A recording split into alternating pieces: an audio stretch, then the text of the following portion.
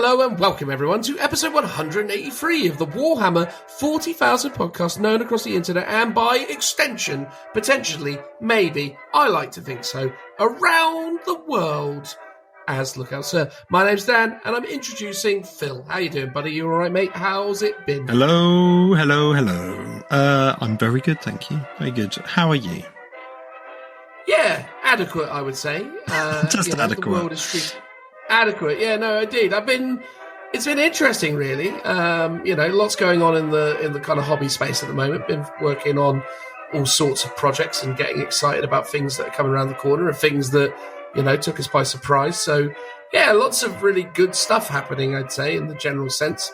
Very excited to be going up to Warhammer World again in July. That should be super fun. Oh, God, that's soon, isn't it? Yeah. It is soon, Phil. It is. So we've got that coming along, and they've confirmed that that's going to be a 4th edition Age of Sigmar tournament, so that's kind of lovely. Anxiously awaiting to see what they do with the points and what it is that I can achieve with building, painting an army or adapting my army in that time. Otherwise all good. How about you, buddy? What's been going on? Good.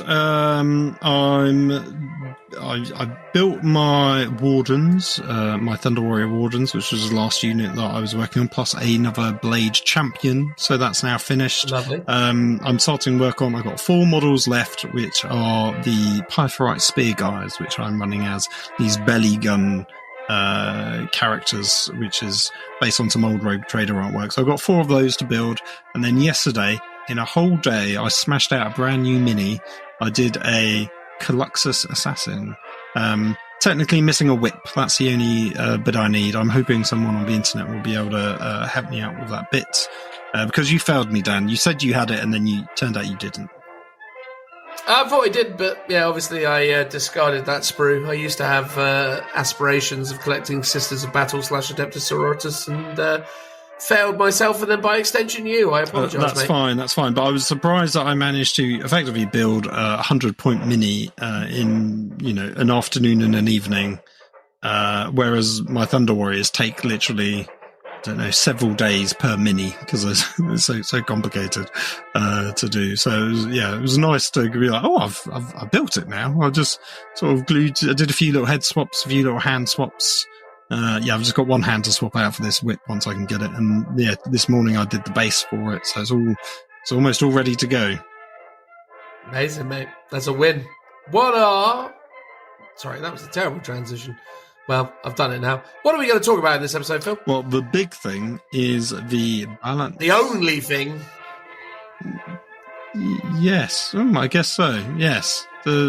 Well, technically, we do a retrospective on the 10th edition. I knew we did something else. Yes, so we did. Yeah, did a retrospective on 40k from the last year that has been and gone, and then talking about where it is now with the addition, the bolt-on plug-in of the balanced Dataslate plus the Pariah Nexus deck. We managed to play one game together. You played a couple more, so we have some experience of what we think. I obviously gave my full 2,000 points of Thunder Warrior / Custodes a spin, so I can talk with some authority on the Custodes improvements. They were kind of good.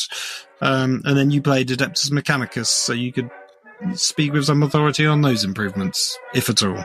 Indeed, I played Adeptus Mechanicus, Dark Angel Space Marines, and Imperial Knights in my 3 games. All have had quite big, substantial rules changes for them. Yeah, it'd be interesting, I suppose. Hopefully you enjoy our perspective on all of it. At the very least, it's just a lovely old chat between friends that you get to listen along with as you're, doing your commute or potentially painting or maybe leaving a 5-star review. Come on now, Timmy. You've got your orders. You've got to do it. But I don't want to, sir. You've got your orders. Now get up there, get over that trench, and get me that 5-star review, and get it back here right away. Okay, sir. All right, Phil. This week's 5-star review, where has it come from? Apple Podcasts of Great Britain. Holy cow. Am I right? No, you're not. It comes from Apple Podcasts of Sweden, Phil. Sweden. I thought because you're a bit time restricted, you would have just gone for something really easy. I had. We do well, Phil, in the Swedens. That we do. That we do. And if you would like to be like the Swedens, you need only leave us a 5-star review, which you can do anywhere that 5-star reviews can be left, and it helps us out massively because it, algorithmically improves the ability for us to be found by other potential like-minded listeners who love listening to two grumpy old sods grumbling about when things were better. Isn't that right, Phil? There's a lot of grumbling, yeah. That's it. It's kind of our vibe. Additionally, if you are especially a big fan of the grumblings, why not get yourself over onto Patreon and consider maybe supporting Lookout Sir? Obviously, we are eternally grateful to everyone who supports us on Patreon. Thank them greatly for all of their assistance, enabling us to continue to produce this lovely podcast. And again, massive thank you to them. And if you consider being part of that, it only costs a couple of quid. But at the end of the day, it isn't necessary, entirely optional. But we do deeply appreciate it. And if you are able to consider it or even go through with it, you would be greatly appreciated. But again, no pressure. Do what you want. We'll be fine, whatever happens. And then lastly, there's merchandise, isn't there, Phil? Good old merchandise. Oh, yes. The ever unchanging T-shirt designs. Absolutely. I'm actually meeting up with Lee from Rev Level tomorrow. Oh, fancy you. Indeed. I'm going to be in Manchester and I'm going to go see him. Well, he's going to come see me because he's based somewhere near Manchester. That isn't. Are you going to play in the arcade cabinets? No, we're not going to go to Arcade Club this time around, although I think I'm going to go to Buddy Jackson's again. Oh, yeah, that was great. That was from Warhammer Fest. That was fun. Fantastic. Yeah, highly recommend. Mate, I genuinely lament the fact that we didn't get something like that again this year.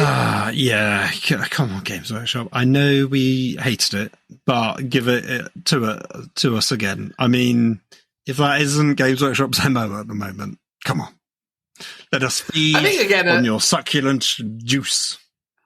Indeed. I think it wasn't necessarily so much as like the exhibition was bad, and the fact that they didn't really give us access to like developer talent and all that sort of stuff was a shame, and that was always one of the great things about those shows. Yeah, it was basically queues, lack of stuff to see, and yeah, ideally we'd have loved to chat with staff. But the tournaments were good. Yes, if you played the tournaments, you'd have had a great time. If you didn't do that, I can assume that was most people. You would have had a less great time.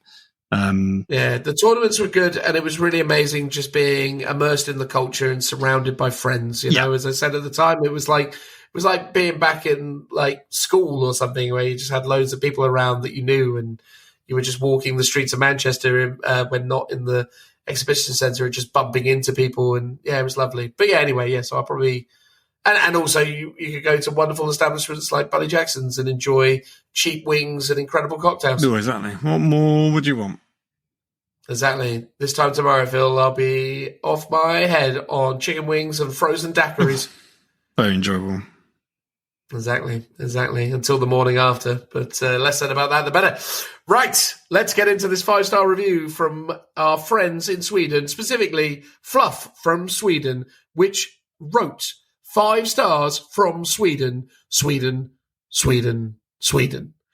I felt like I'd said it enough. Anyway, or not enough.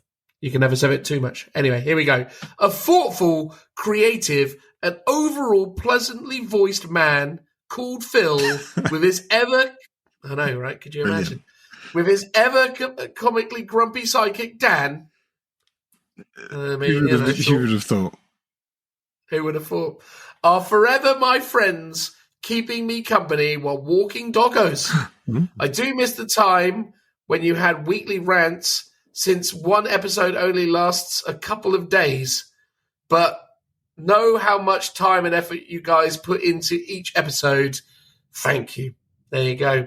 I think, me and Phil were talking about this. There is a potential that we might go back to shorter format weekly next year. But by shorter format, again, you're always evaluating it, aren't you? Because it seems like the kind of golden sector that is success is that, first of all, you film yourself doing it, and second of all, you strictly do it for an hour and a half. And that seems to be the thing that gets, the most viewership. And even though we don't really massively mind about that kind of stuff, you can't help but argue that it would be efficient, but also lucrative. Well, possibly, potentially. I mean, I think here's the thing. We put out in one episode, normally 2 segments that are an hour long each, an outro that's an hour long, maybe not this episode, spoilers. But, normally 2 to 3 hours, sometimes up to 5, which is the equivalent of 4 or 5 hour long podcasts, right? So even though it's not weekly, there's enough, it's the same content. Ultimately, all we would be doing is splitting what we do down into its requisite weeks, as opposed to, because we normally do an hour and a half a week of recording and combining that into one podcast. So what there would be is actually less intro and outros.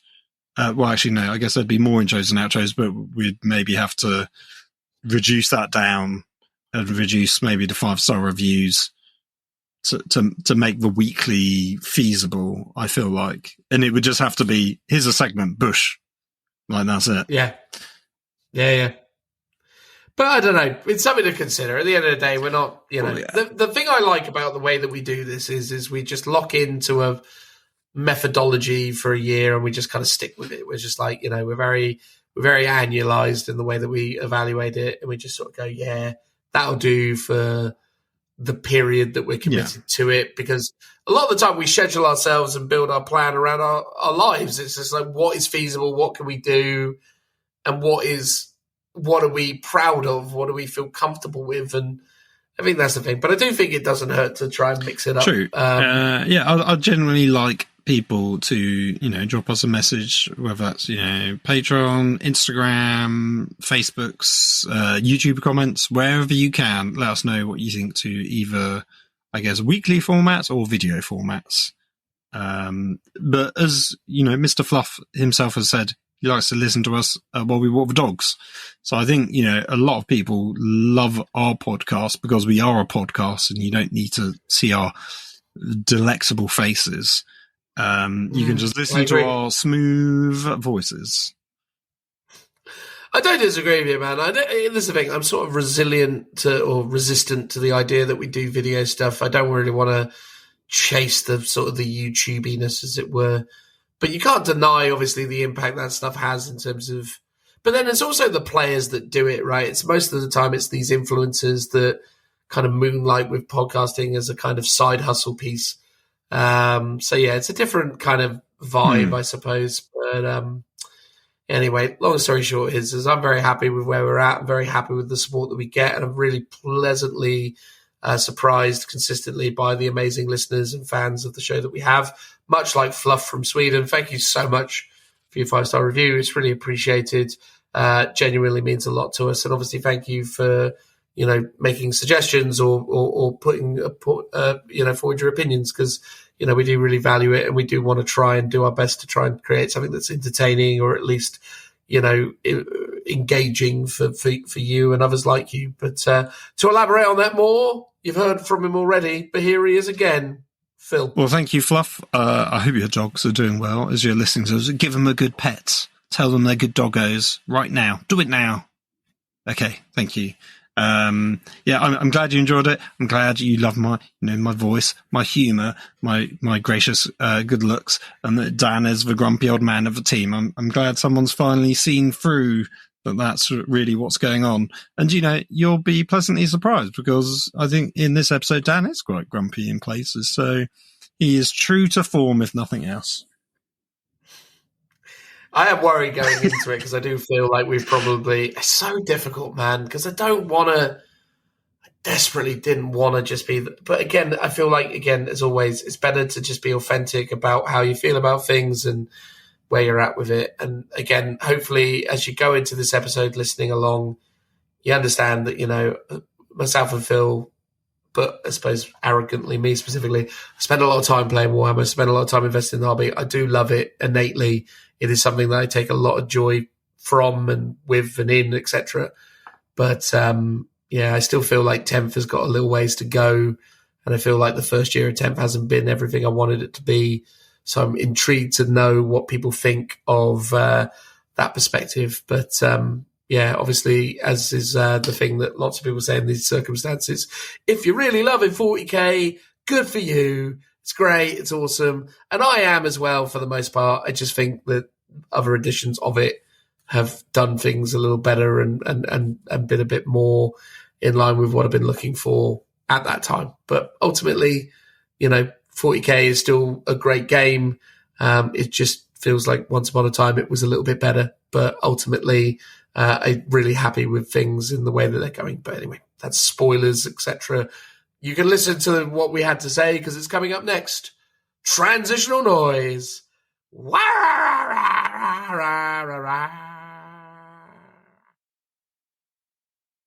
Hey all, in this part of the podcast, me and Phil are going to be retrospecting. Isn't that right, Phil? Yes, engaging our memory bobbin up in our noggin. Oh, memory bobbin up in our noggin. There you go. Speaking rhymes all the time. Love that. So we're going to be recanting. No, that's not right. Recamping? No. Recounting? That's probably more like it. Anyway, we're going to be thinking back to the first year of Warhammer 40,000 10th edition and giving a somewhat executive summary of the year that was 2023-2024, Warhammer 40,000th 10th edition. The highs, the lows, the things in between, so just the general vibes. And it's probably fair from the outset to acknowledge that myself and Phil, as always, come at this stuff from a different direction. But I would feel reasonable, Philip, in asserting that I've played a lot more Warhammer 40,000 10th edition than you have. Yes, I've played a lot of very casual games, and mostly either probably at 500 or 1,000 points, more so than going to events. I mean, we've done a few of those. I think you've just done a lot more of them. A considerable amount more, I would say, but yeah, and I've certainly played a lot more what I would call Eternal War style missions, so missions from White Dwarf, kind of my custom missions, and even like some boarding action stuff. Done some 10th edition boarding actions, which was great fun. But very, very little, I'll acknowledge up front, of the Leviathan deck.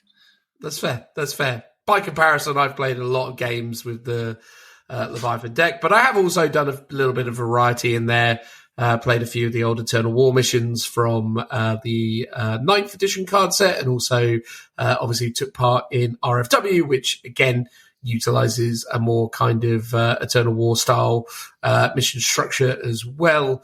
But yeah, I'm trying to recount how many tournaments or events of Warhammer 40,000 I've played in across the span of 10th edition. I've done a few Warhammer World ones, and I've done a few independent ones. I've definitely gone to a good amount of like one-dayers, but I've also, done a couple weekenders. So yeah, I definitely played a lot of 10th edition 40k within its kind of tournament setting.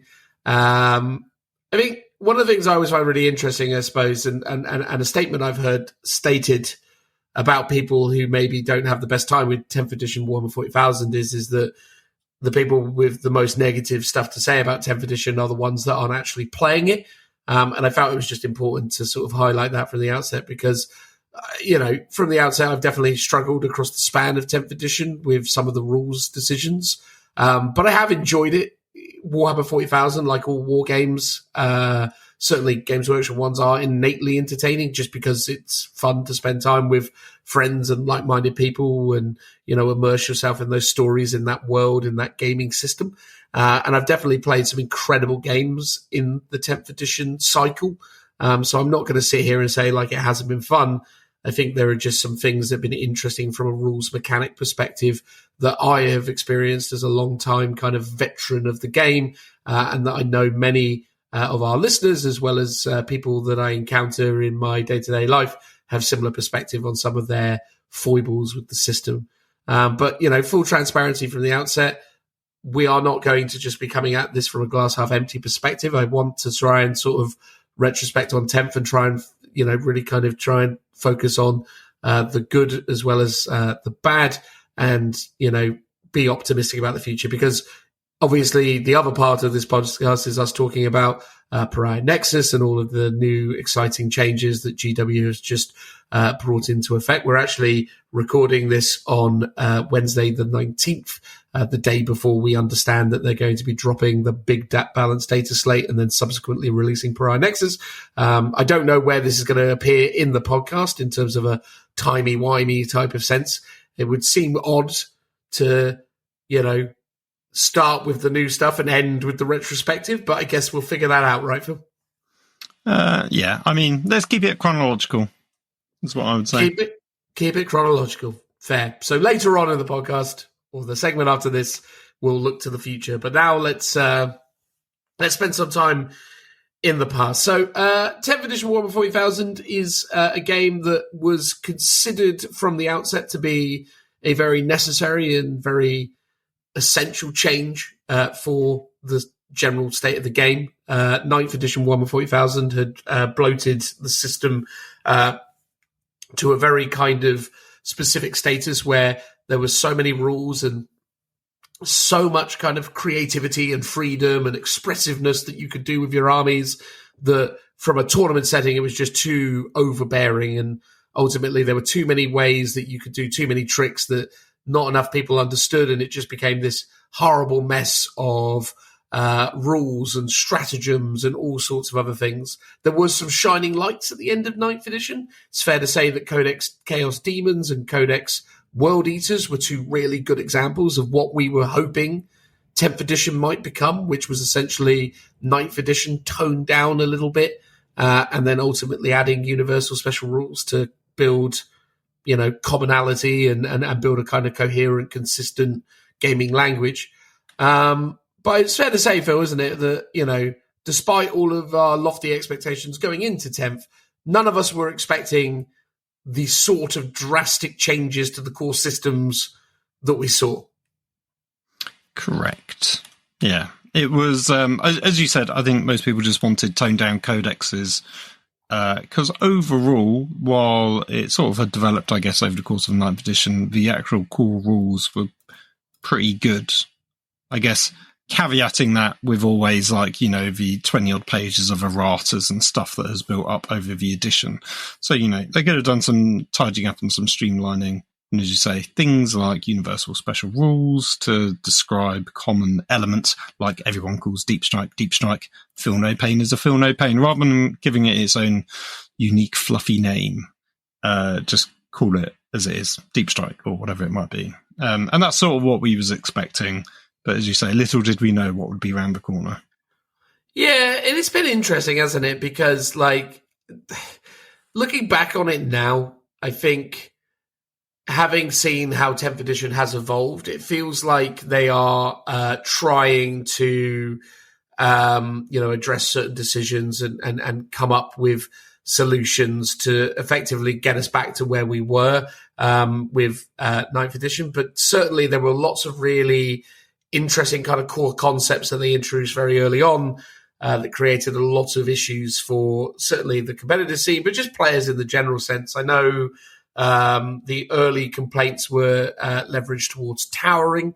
Towering was utterly hated when it first came into existence. It has obviously been tweaked and changed to a point that it is unrecognizable from what it was originally. But essentially, towering was that if you were a Titanic thing, or something that would, meet the criteria for towering, which was typically Titanic, but there could be some other variables. I'm not entirely sure. You effectively just could shoot, ignoring any of the kind of line of sight restrictions that are typically in play for, Warhammer 40,000, which are a core part of the competitive experience. So people got very unhappy about the fact that instead of being able to hide safely behind walls, they were getting blown away by rapid-fire battle cannons. Yeah, it effectively sort of undid the obscuring. Is that even still a thing? I guess obscuring is very much still a thing, Phil. So, it sort of undid the use of obscuring within ruins. Same with flies. Aircraft ignored it as well, and still does in terms of being shot at, but not being not shooting.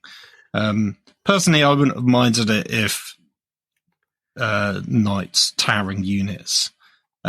Basically just ignored obscuring, but it was still true line of sight. And I don't think that's what it was. It was just you could shoot them, which meant you could shoot through buildings because most of them would have windows and stuff like that.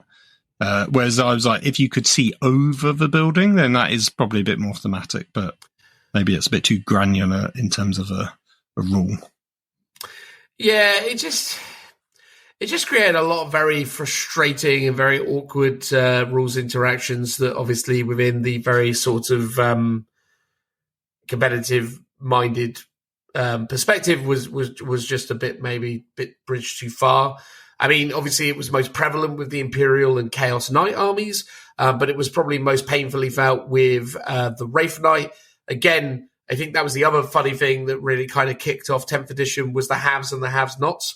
The gulf, the kind of chasm between the top three armies was just immense. And the top three armies at the start of Warhammer 40,000 10th edition were arguably spots 3 and 2 were occupied by Custodies and Imperial Knights, which were superior to Chaos Knights in the initial instance, just because of how their bondsman abilities worked out of the gate. So Imperial Knights and Custodies were in that kind of 2 and 3 slot. Space Marines, certainly things like Death Watch, etc. Probably you could argue that on any day of the week, they could have been in that, kind of top 3 spot as well. So we'll say top 4 were very much those kind of armies in the initial instance. But high above the mountain peak, sitting atop its throne of cheese and fate dice, were obviously Craft World Elder, or the Forces of the Eldari, which I think was 10th edition vanilla day 1 Craft World Elder the most broken list relative to its competitive field Games Workshop has ever created. I feel like it was. I mean, I can't say I went to enough tournaments to see that in effect. It definitely felt it from the MetaWatch articles and the fact that did they have like 4 or so nerfs across the time span before they actually got down to a reasonable level? It took a long time, it felt like. Yeah, they had. So they were nerfed before they even came out. So before the rules even existed, when the influencers had got their hands on the rules, word had spread so wide and so fast that they were completely busted. The Games Workshop was selling physical cards with unit sizes and rules that they had rewritten in the PDFs. Oh, yes. Yeah. It's and even, all starting to come back. Yeah. So even the... even day 1 Elder were nerfed, like versus what they would have been. It's hard to fathom what was going on there, and I think that kind of created this really interesting kind of beginning point because I think so many of us had been super excited about the idea that we would get this kind of balanced, strong version of the game. We all remember Index Warhammer 40,000 8th edition. And, well, those of us who do remember 8th edition, Index edition 8th, will remember that, or rather we will pretend that it was a more kind of balanced version of the game. But the truth is it wasn't, right? Because, I mean, the game was horrible in Index 8th edition. I mean, Roberto Gilliman and his 7 assault cannon Razorbacks were absolutely ridiculous.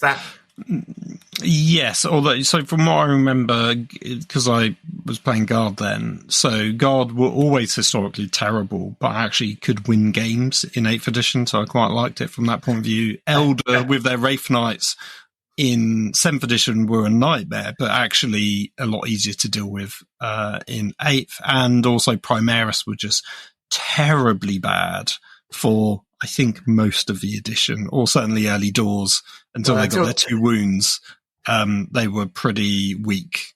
Oh, Primaris came out of the gate with 2 wins. You're thinking of Firstborn. Primaris and Space Marines, if you remember, when they had their second Space Marine Codex, the 2019 Codex and Supplements, that's when they became super busted. Yes, that was it. That was the iconically good codex. Yeah, the one I've kept hold of because actually I only bought that one. But I think this is the thing, like, you know, as I say, you can't go back and say, back when we were playing 8th edition, it was so much better because, you know, Supplement 8th edition was better. Supplement 8th edition or Index 8th edition was not, like, super balanced. We had massive issues with flyers out of the gate. They had to fix that. We had massive issues with Roberto Gilliman lists. They were super strong. Then we ended up in like a flyer spam meta still when people kind of figured out how boots on the ground sort of function. So, you know, 8th definitely had power creep, but nothing, even with as good as Roberto Gilliman was, it felt like there were multiple lists that were strong at the start of 8th, and there were methodologies and techniques, and there was enough kind of depth within the system that they'd given us that there was a lot of room for expression and kind of ideation. And the game was very different because obviously you still played on 6x4 boards, much sparser terrain density, much different mindset at the time. So I feel like there was still a little bit more experimentation within 8th. I think the problem is with 10th and why the Elder was so crazy at the start of 10th and why I would say they're the most broken army relative to their competition is because, one, it's the relative to their competition element. Against the context of what came out at the start of 10th, they were so obviously stronger. And they were stronger in a delta that was so beyond anything else that it was like, you're just not playing the same game.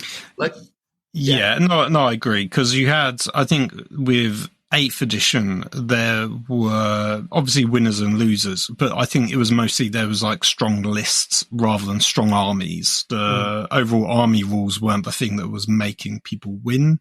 It was the combination of units with everything else that worked. So everyone was relatively competitive. Like competitively viable. It was just down to the units, but there was a lot more sort of unit choice and experimentation, I think.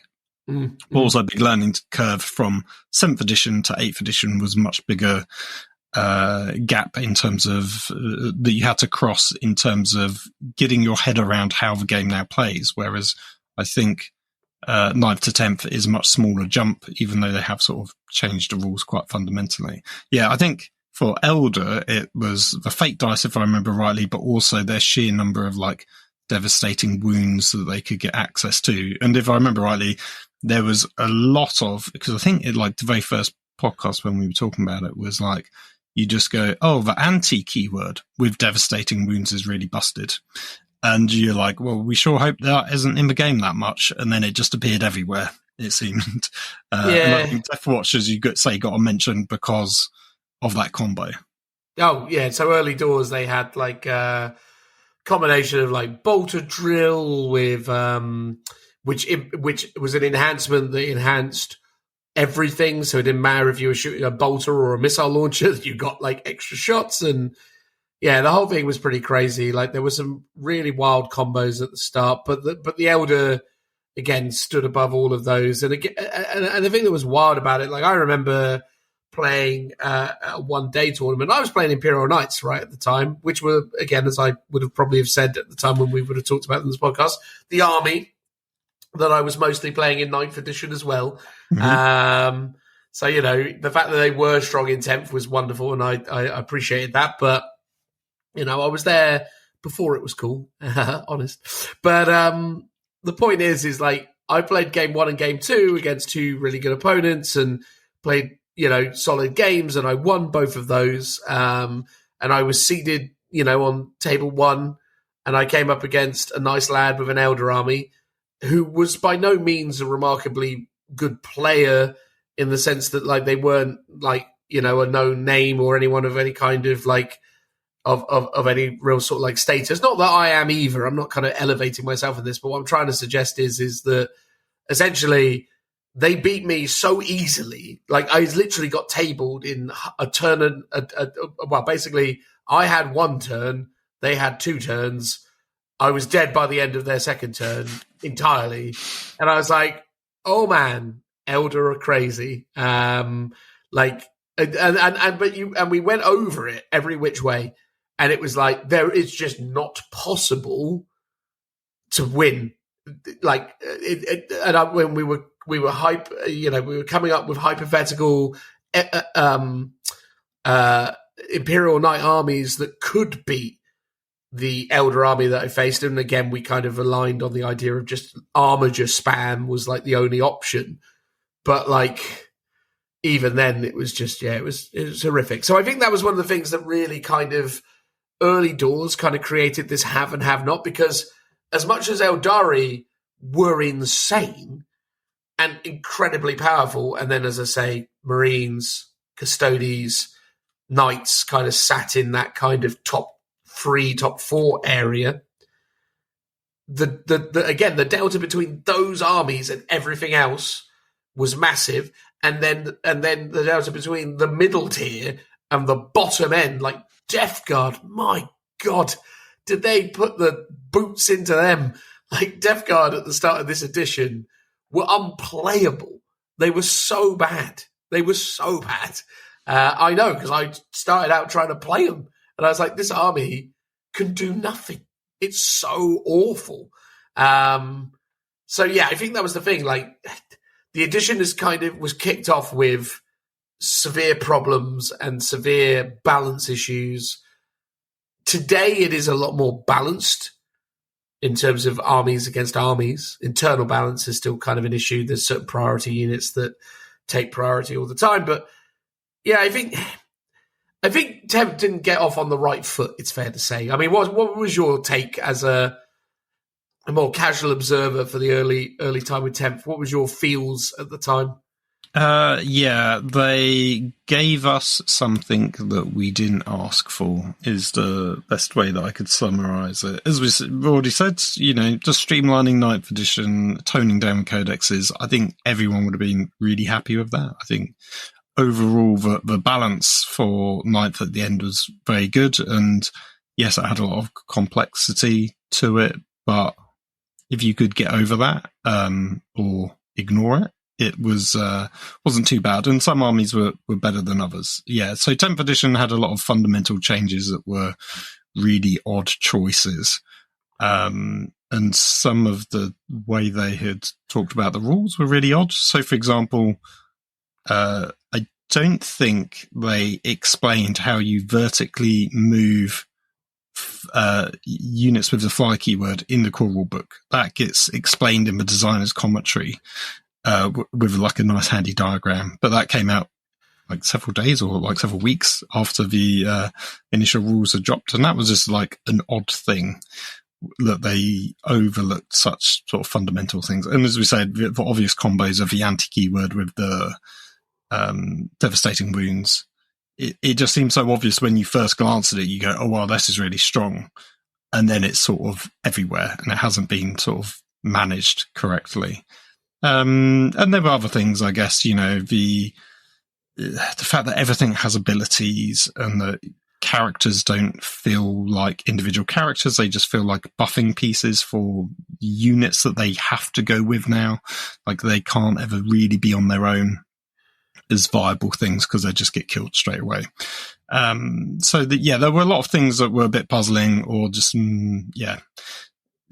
have taken a lot of time to just get used to, as like, okay, this is what the game is. I think there were a lot of positives. I think the idea that you don't have sub-faction specific stuff in codexes, that you just have detachments, and detachments are paint scheme agnostic, as we talked about before.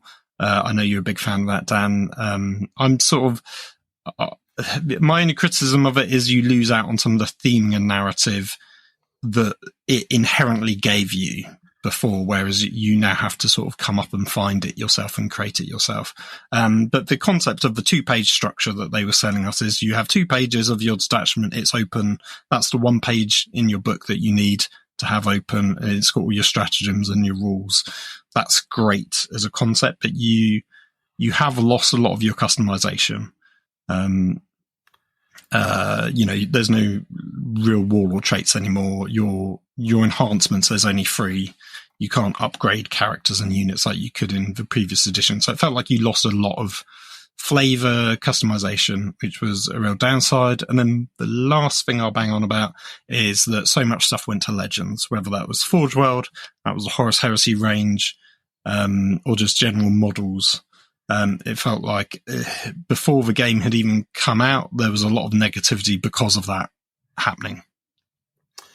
Yeah, I mean, and it's a really good thing to flag, really, because I completely forgotten about the whole Legends variable as well. And I think, again, in recent Age of Sigmar times, a lot has been made of the, Legends changes to things like Stormcast Eternals and then other parts of like Bone Splitters, Beastmen, like entire factions have kind of gone to Legends, which I think Legends was really problematic in 9th edition because it's like it was seen as no one plays it because everyone plays competitive, everyone plays Grand Tournament style gameplay, and Grand Tournament style gameplay isn't really meant to be for Legends, so no one was really interested. As soon as something went to Legends, it was dead in most people's eyes in 40k. I think in AOS and to an extent a lot of 10th edition 40k, people are just a bit like, whatever, I'll just still play it. I think my personal gripe with it is that it's the access to those rules is actually really difficult.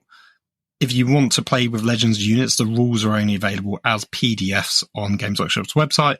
They're very badly kept up to date. There's a lot of errors in them. Like if you try and access them now, sometimes the data sheets just aren't there. Like they're just like within the file itself, there's like some blanks and the data isn't loading for whatever reason. And that they're not available on the 40k app, which is a real barrier to entry, I think, for people playing the game, because I think that's how a lot of people will access the rules nowadays, or on the cards, which again, they're not printed on the cards that you could buy when the game first came out.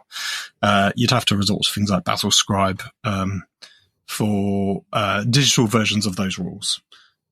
So yeah, I think that's if they were to carry Legends going forward, or for AOS, I'd like to see Legends stuff available in whatever app we get in AOS for.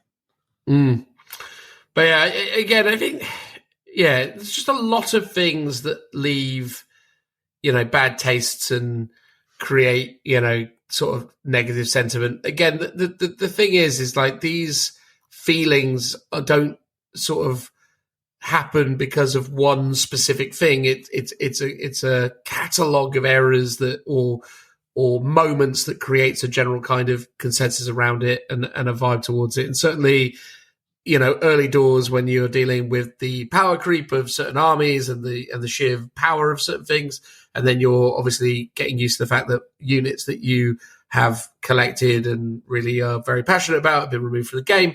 That is something that obviously is upsetting and frustrating, and I think it's really a shame that happens. I feel like Age of Sigmar has done this quite extremely recently, although I still assert that the AOS changes weren't as bad as the 40k ones, because at least in the case of AOS, they've committed to supporting the army for the opening year and giving you some time with it before it goes away.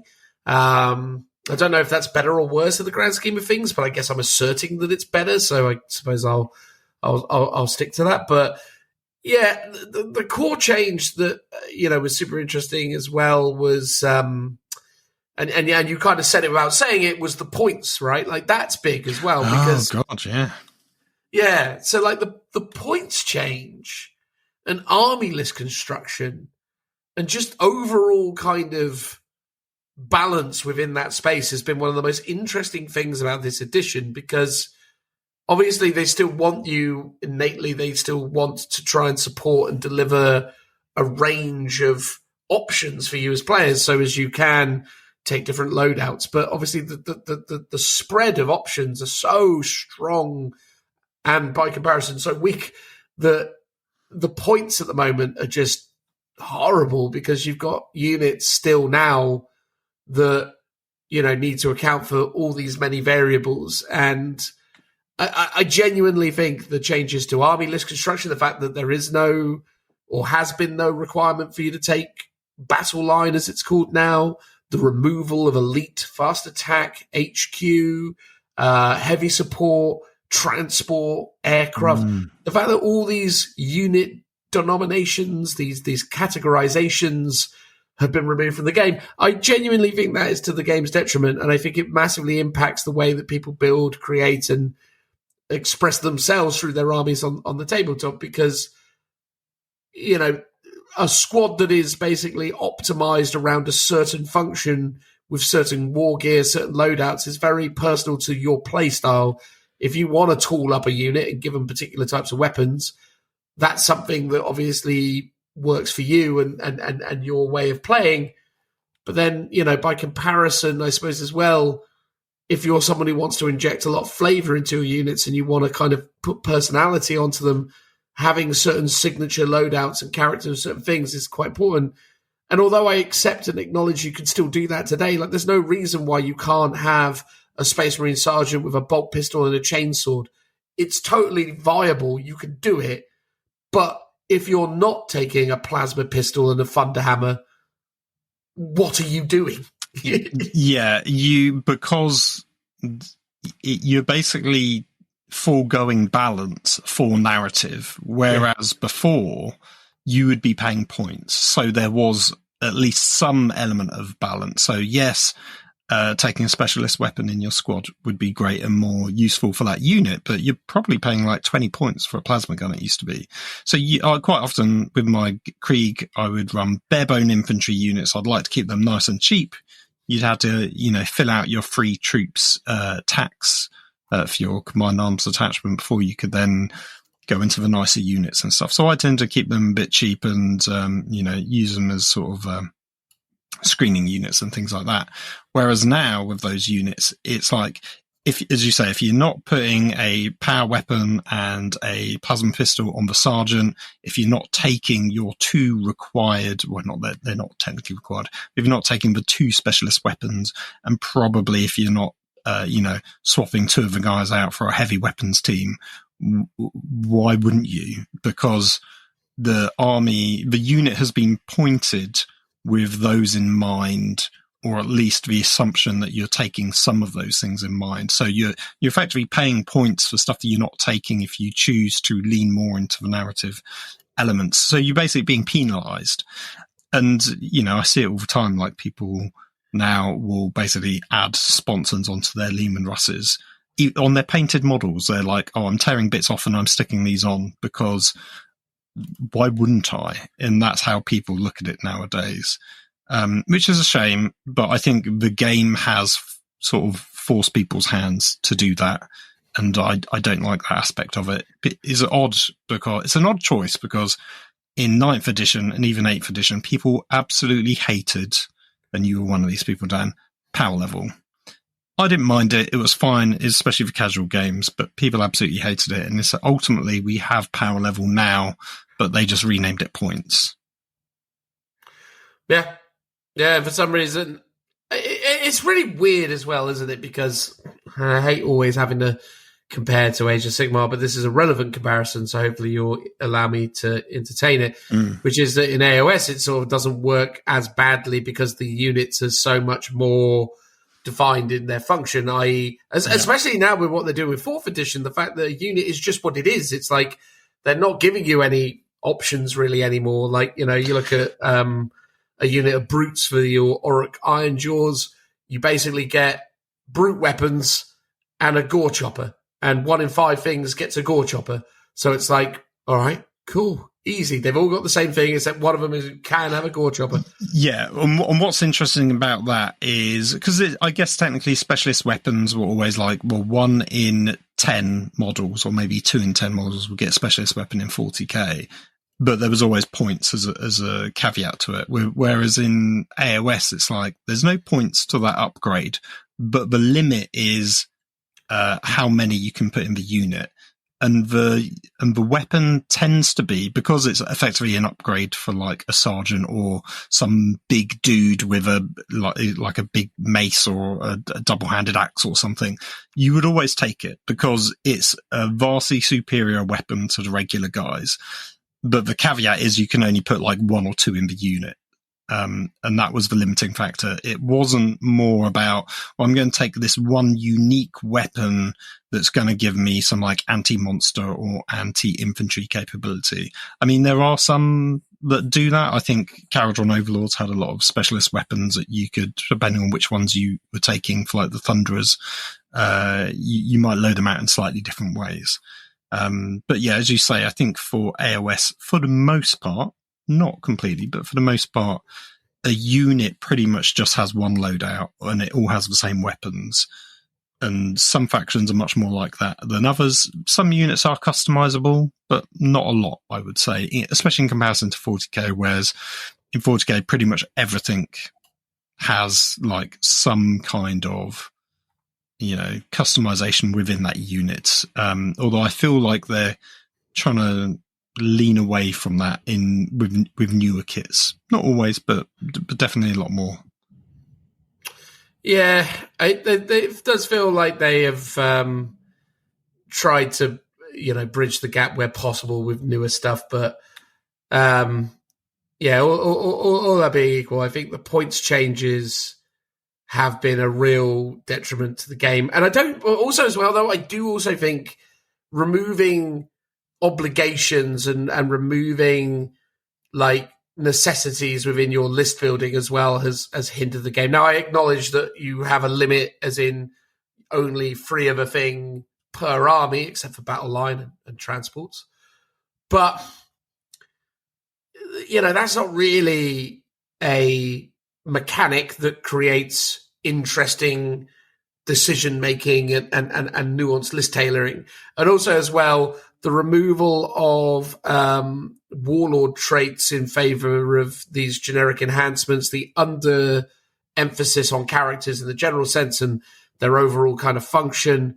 I mean, admittedly, there are certain characters that do have a presence on the gaming board that are very, overbearing, but those are particularly big, monstrous characters, right? So it's like Roberto Gilliman, Lionel Johnson, Angron, Magnus, basically Primarchs, essentially, and other big demons are relevant single characters. But, your average Space Marine captain is not bringing much to the table other than, being a buff piece for the units. And I know Phil already said it, but it bared repeating because, it does also impact the flavor of the army. And also as well, and this is something I'm really keen to see with the new Minotaurum Field Manual. Anyway, the points is like where some of these adjustments might come in to try and increase points levels, because the thing that does consistently amaze me as well about 10th edition 40k is the model count. Like, it does feel like 10th edition 40k. It feels like they've stepped over the threshold into a point of now there are just too many miniatures on the board. It feels like it has become very horde centric at the moment, or at least what it was in, not horde even, but just numerous. Like, there's just models everywhere. Like, it's rare that you get to the end of a game in 10th edition 40k and you table your opponent. And I suppose you could argue that's a good thing, but to me, I prioritize speed and gameplay that has like an obvious win condition. Like, it sort of frustrates me in a way that my games of 40k feel like they take longer, and it also feels like a lot of the time that not enough stuff is dying, I suppose, or the stuff that is dying is a relatively small amount of a very large footprint, Yeah, well, you touched on a few good points. So I'll try and go in reverse order. So stuff not dying is because they got rid of leadership tests and stuff just auto-dying, right? Instead, we have objective control. So the idea is everything's brave, nothing runs away. But if you're not quite brave, you still fail your leadership. Like, instead of running away, you just don't control objectives. But those kind of tests just don't feel particularly as relevant to the game as we were sort of sold it was, because that was like the big pitch when the edition came out. The Battle Shock was like this great new mechanic. And unfortunately, I feel like morale in general is always the one mechanic that there's, at least in 40k, that they are constantly tweaking throughout the editions because they've never quite nailed it. Yeah, I agree with you. I think, again, though, I do genuinely believe that people just, certainly most players, it's a difficult argument to win with someone where you say a gameplay mechanic that kills your stuff quicker is good for you and the game. It's like most people don't believe you.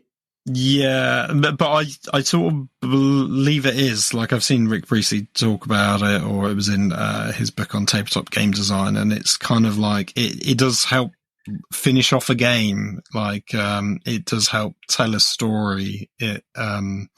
If you're losing, great, you're just going to lose a bit quicker, and ultimately the feel bads of losing isn't going to be as drawn out as it would be otherwise, is the way I would try and look at those mechanics. But I also like the idea of, okay, cool, there's these 20 Gretchen, or Grots, as they're now called. I've killed 10 of them. Do I need to kill any more, or are they likely to fail their morale, or has he still got CP to auto pass that morale test? So actually, do I need to do a similar thing to another unit, so one of them's going to auto run away, or do I just shoot at it with more stuff to wipe it off, so I don't need to worry about the morale test? I kind of like that, but it could be really punishing for big units. But I sort of feel like that was the point of it. And then the other thing you said about the size of the armies is, everything's far too big nowadays in terms of like the scale of your 2,000 point game. We did a 5th ed game of 40k after RFW, just between ourselves, and I think we costed up the points for the game, and it was it 1,500 points? It was something like that. No, it was 1,000 each. Oh, it was 1,000 each, but it was like, it was so much less than what you would get in a normal army for like 1,000 points of current 40k. Like, stuff was very expensive in terms of like units, and there were always loads of upgrades. Like, not even like just weapon upgrades. They were just like traits or abilities, or demo charges or grenades you could pay and add on to. Almost any unit could be customizable, so that you could soon rack up the points to make things very expensive if you wanted them to be. And so ultimately, you could play 1,000 point game, and you have, I think we maybe had like 4 or 5 units each. I mean, I don't even think I had that. I think I had 1 Venom, 1 Raider. Oh, and a unit in each plus 2 characters. So 6 units with 2 characters. And maybe I had I think I had 2 Raiders. That was right. Yeah. Anyway, the point is like, I think in like 40k terms of today, what I was able to make 1,000 points at Anfield in a game of 5th edition 40k today wouldn't even be 500 points. Wouldn't even probably be 400. It was something like half the points value difference in comparison, which was quite shocking, but also not surprising, I guess. And the games I have had of 10th edition that I've really enjoyed have been those smaller games where you are just playing like 500 or 1,000 points, and anything above that, you struggle on the smaller tables that you're meant to play on them, just because of everything moves really fast, basically.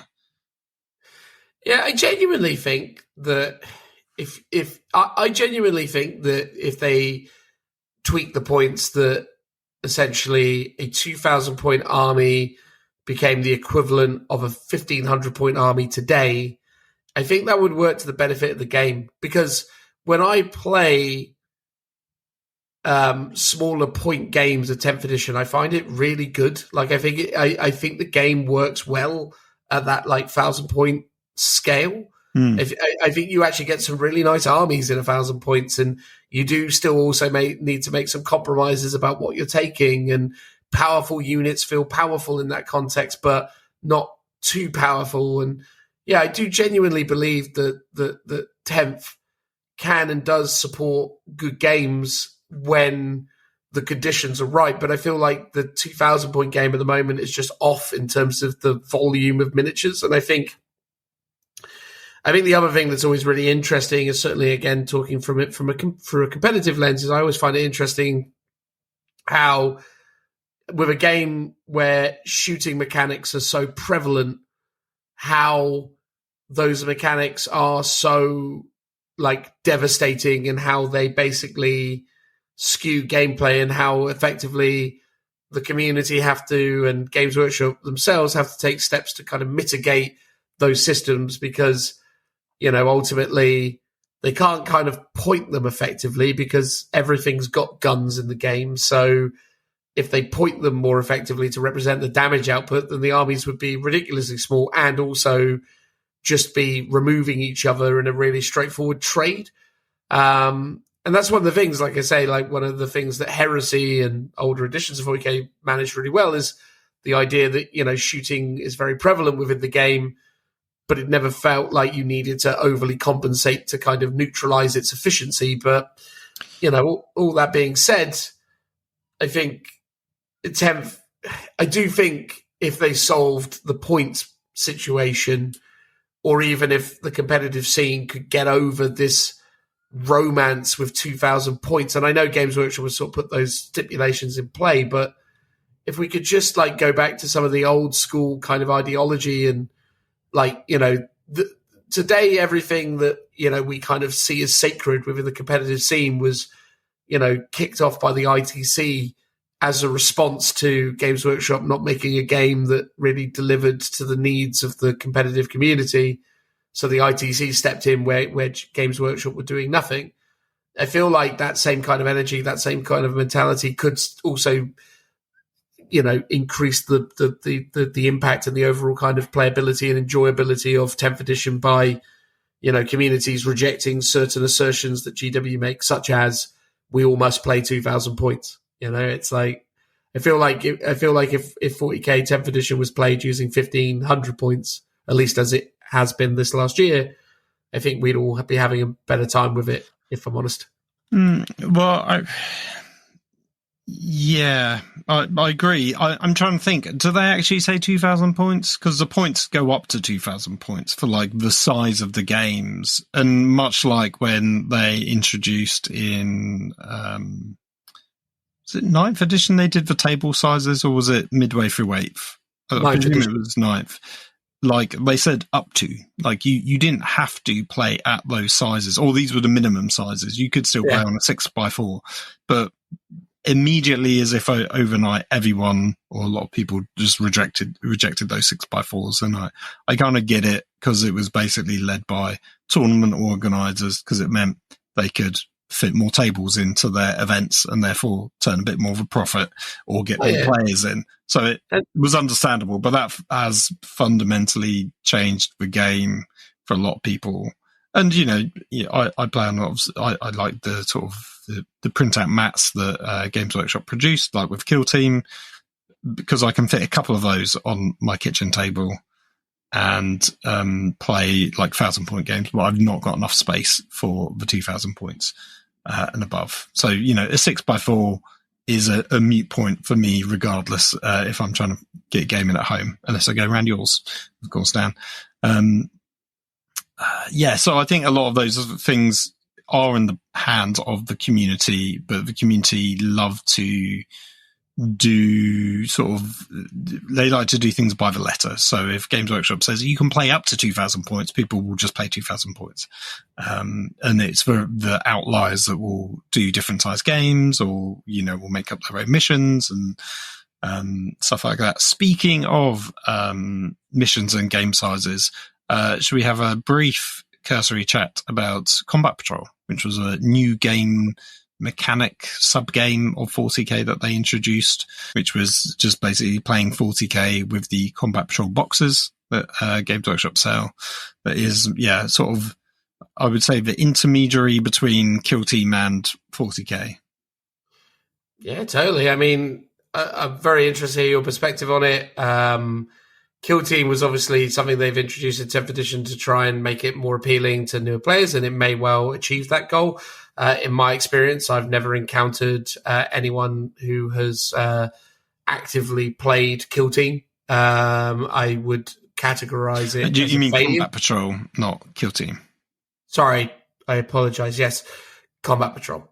I've never encountered anyone who's actually engaged in Combat Patrol, and I would categorize it as a failure. I think Combat Patrol has failed to capture the imagination of players, but potentially it's working well with the younger audiences. Maybe that is what it's intended for. I'm certainly not down with the kids anymore. So when it comes to what your average 14-year-old is engaging in when it comes to the Games Workshop hobby, I'm not completely across that. So maybe there's a very active schools league or a very, productive kind of, Games Workshop Warhammer Games Night happening somewhere in the country that is having a lot of success with Combat Patrol.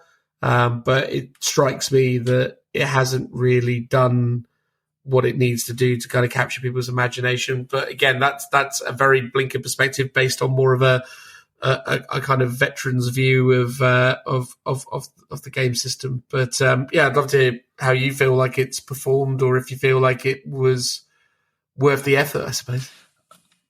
I guess I'm in a similar boat to you. It's like, I like the idea of it. The concept of it. I love the idea of it. I love it. Yeah. Yeah. It's like, have I ever played a game of it? No. And I think there's two reasons. One is, while I have armies, I don't think any of my armies specifically fall into those Combat Patrol boxes. So I'm missing a unit or two here and there. So I can't just be like, cool, let's just take my pre-existing army and make Combat Patrol. I mean, I think I probably could push with the Astra Militarum one. But, not actually, no, because I don't have a Sentinel. That's the one thing I'm missing, I think, that I'm pretty sure is in the Guard one. So I think that's one reason. But I think for new starters, people getting into the hobby, it's great. If you want to do a sort of slow grow 40k build, I think it's a great idea. And the sort of the streamlining of the rules, I guess, is sort of what it does, although I don't think it's streamlined that much. But the overall concept of it, I think, is strong. Just to say, I've never seen anyone play it either. I suspect it could be something that, parents and children play with each other, or kids amongst themselves, and maybe it has a slightly more younger skew, because it feels much more like an entry game level. AOS is doing something similar. That also looks really good, and that actually has some slightly different sort of twists in terms of how the missions work, which I really like. I like that it's got its own separate book, for example. It's not tied into the kind of core rule book, so you got to lug them both around and things like that. I think it's got some strong stuff. So some strong elements to it for both the systems. It'll be interesting to see if the AOS one gets picked up a bit more than the 40k one. But as I said, I actually think it is a strong contender for what should be the truest form of the tournament championship mentality, where it's much more rigid in terms of its army construction, and it's more down to the skill of the general. I would love to see a Combat Patrol tournament. I think that's much more interesting than actually, normal 40k. I agree with you, but I think the thing is, isn't it, that the fact is that competitive 40k is as much about creating a puzzle as it is about playing the game. And I think, generalship in the sense of we have an army that has been preordained as being balanced by the creators of the game, and we have to work within, constraints to, deliver the best performance using these restrictions. I don't really feel like that's kind of the core experience for a lot of people. I think people like creating army lists and conceiving these combinations and these strategies and these methodologies. Like to win at the list building stage, is what you're saying. Yeah, I think they do. But I think it's a bit of a crutch. I think it's one of the things that the game has enjoyed doing. It's certainly something I enjoyed doing when when the game facilitated more levels of creativity. In the modern context, I do genuinely struggle with list building in 10th because, I understand what I'm supposed to do. I understand. I go, okay, I need this unit that will do this thing. I need these units to do this thing. I understand all of that, but I find that it just becomes one of those things where because there's no restrictions, you can't really get creative with it. Like, I feel like, well, you can get extraordinarily creative with it, but you don't have to. So just take the best stuff. Back when I had free troops choices and they all brought something different to the table, I had to factor in what those units were doing and what their function was within my army. Whereas now it's just a case of like, well, if I'm playing Space Marines, I'm bringing scouts because they're the best at it. I'm bringing Inceptors because they're the best at it. And that's the end of it, right? It's like 1 unit of free Inceptors, 2 units of scouts. Cool. I will get most secondaries with these free units. And then the rest of my army is whatever hammer I want to happen to bring to hit my opponent with, or to, again, with the way that 10th usually plays, not really over-engage with my opponent, but more just kind of area denial or create threats, as it were. So that's one of the things that's super interesting about it as a game. And I suppose, again, not wanting to sort of linger on it too long, but I think we missed the opportunity to talk about this earlier, so I'll try and bring us back to it, which is the Universal Special Rules, which is when they created Universal Special Rules in the game of 40k, I think they first started introducing Universal Special Rules very early on. I think they were even in like 3rd edition, and they obviously developed them and evolved them over time and changed them, tweaked them, so new editions would create new interpretations of those Universal Special Rules. But Universal Special Rules in, say, 7th edition Warhammer 40,000 were vast. It was a real smorgasbord of options. You could have countercharge, you could have rage, you could have hammer of wrath, you could have blah, blah, all sorts of stuff, right? And it was like a toolkit that the developers would lean into and go, do we want to express what this thing does via a universal special rule? Yes. Do we want to express what it does with its own rule? In this instance, yes. Do we want it not to really have any of these rules? Yeah, why not? Right? And that was kind of the way that they worked back then, is like, the unit specific special rules did occur, and they occurred relatively frequently, but more often than not, people would dip into the toolbox and go, this is the right rule for this unit, we're putting it on it. Whereas it feels like now the breadth of universal special rules is fairly limited, right? You got infiltrate, scout, and deep strike. Those are like your deployment-y, movement-y things. You got lethal hits, devastating wounds, sustained hits. Is there a third one that I'm forgetting? No, you did devastating wounds. Anti, put that in the mix. Anti, yes. There you go. Yeah.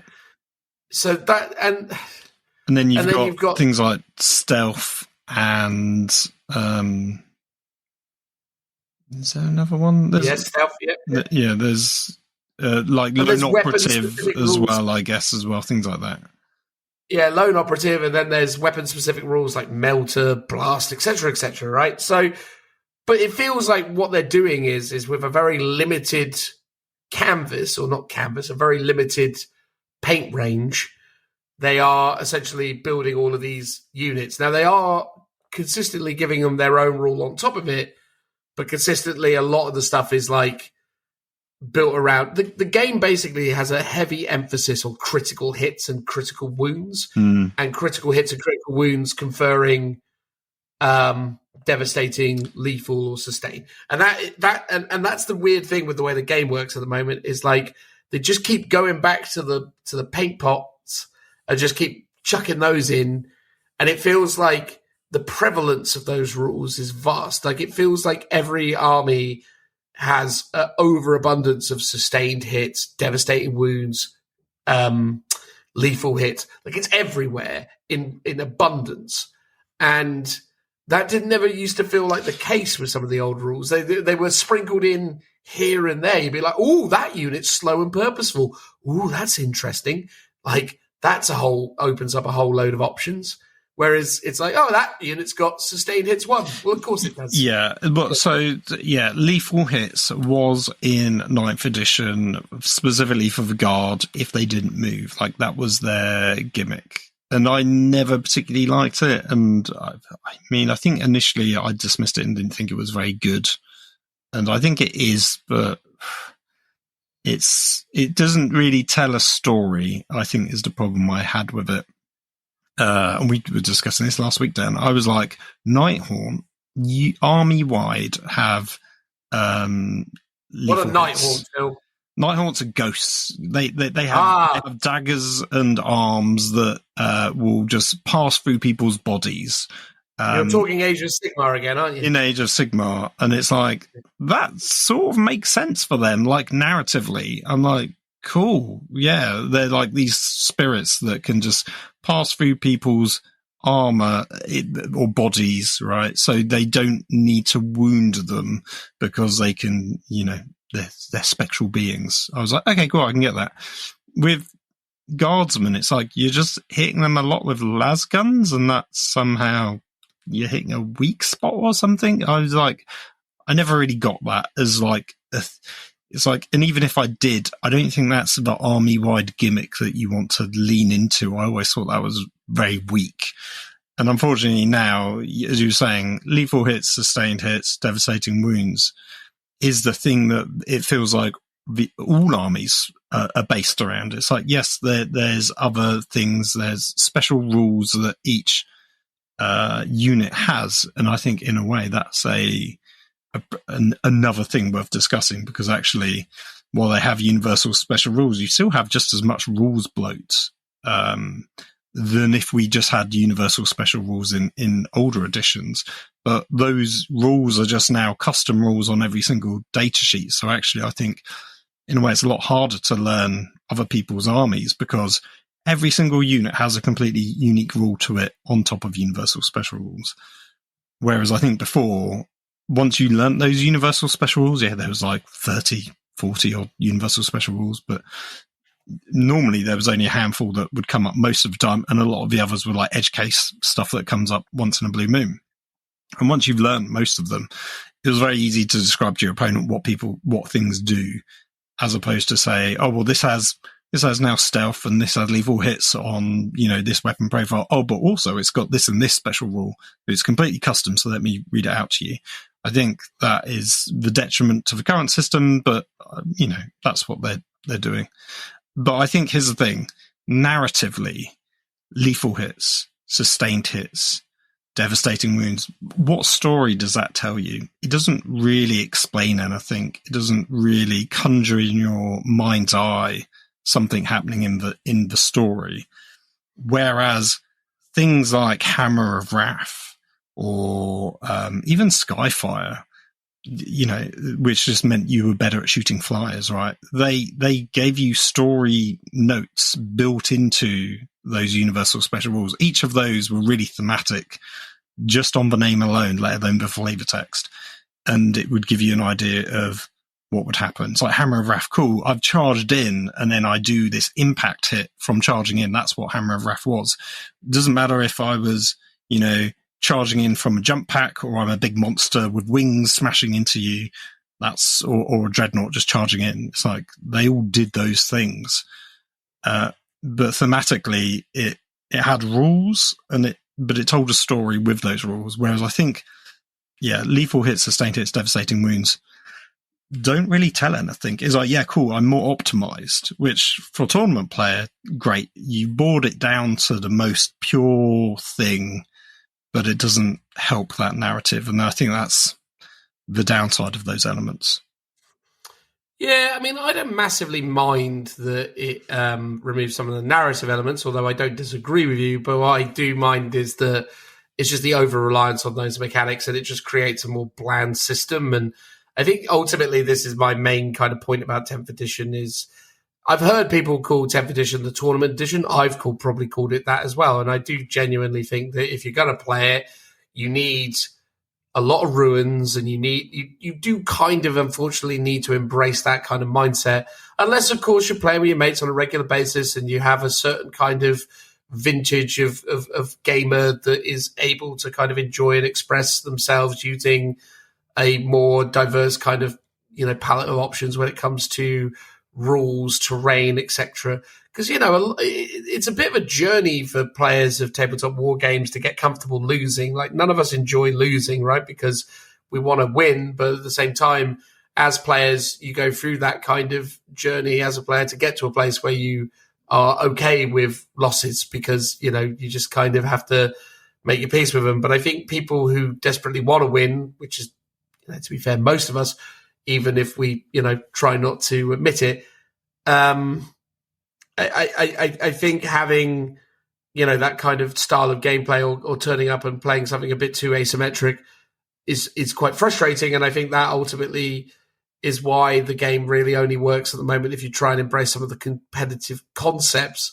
And then I suppose, like, as I say, people call it like the tournament edition. I've done the same, and I don't entirely feel like that's true. I feel like it's more just like it's the bare bones edition. It's like, but it's bare bones in a way that sort of it just sort of feels like the thing that has kind of taken the fun out of 40k for me at the moment is the freedom to do anything and the flexibility has created a thing where, I don't know, it just doesn't feel like anything's earned anymore. It's always just like everything's given, and I just do whatever I want with it. I can build any army with whatever units, and that's cool.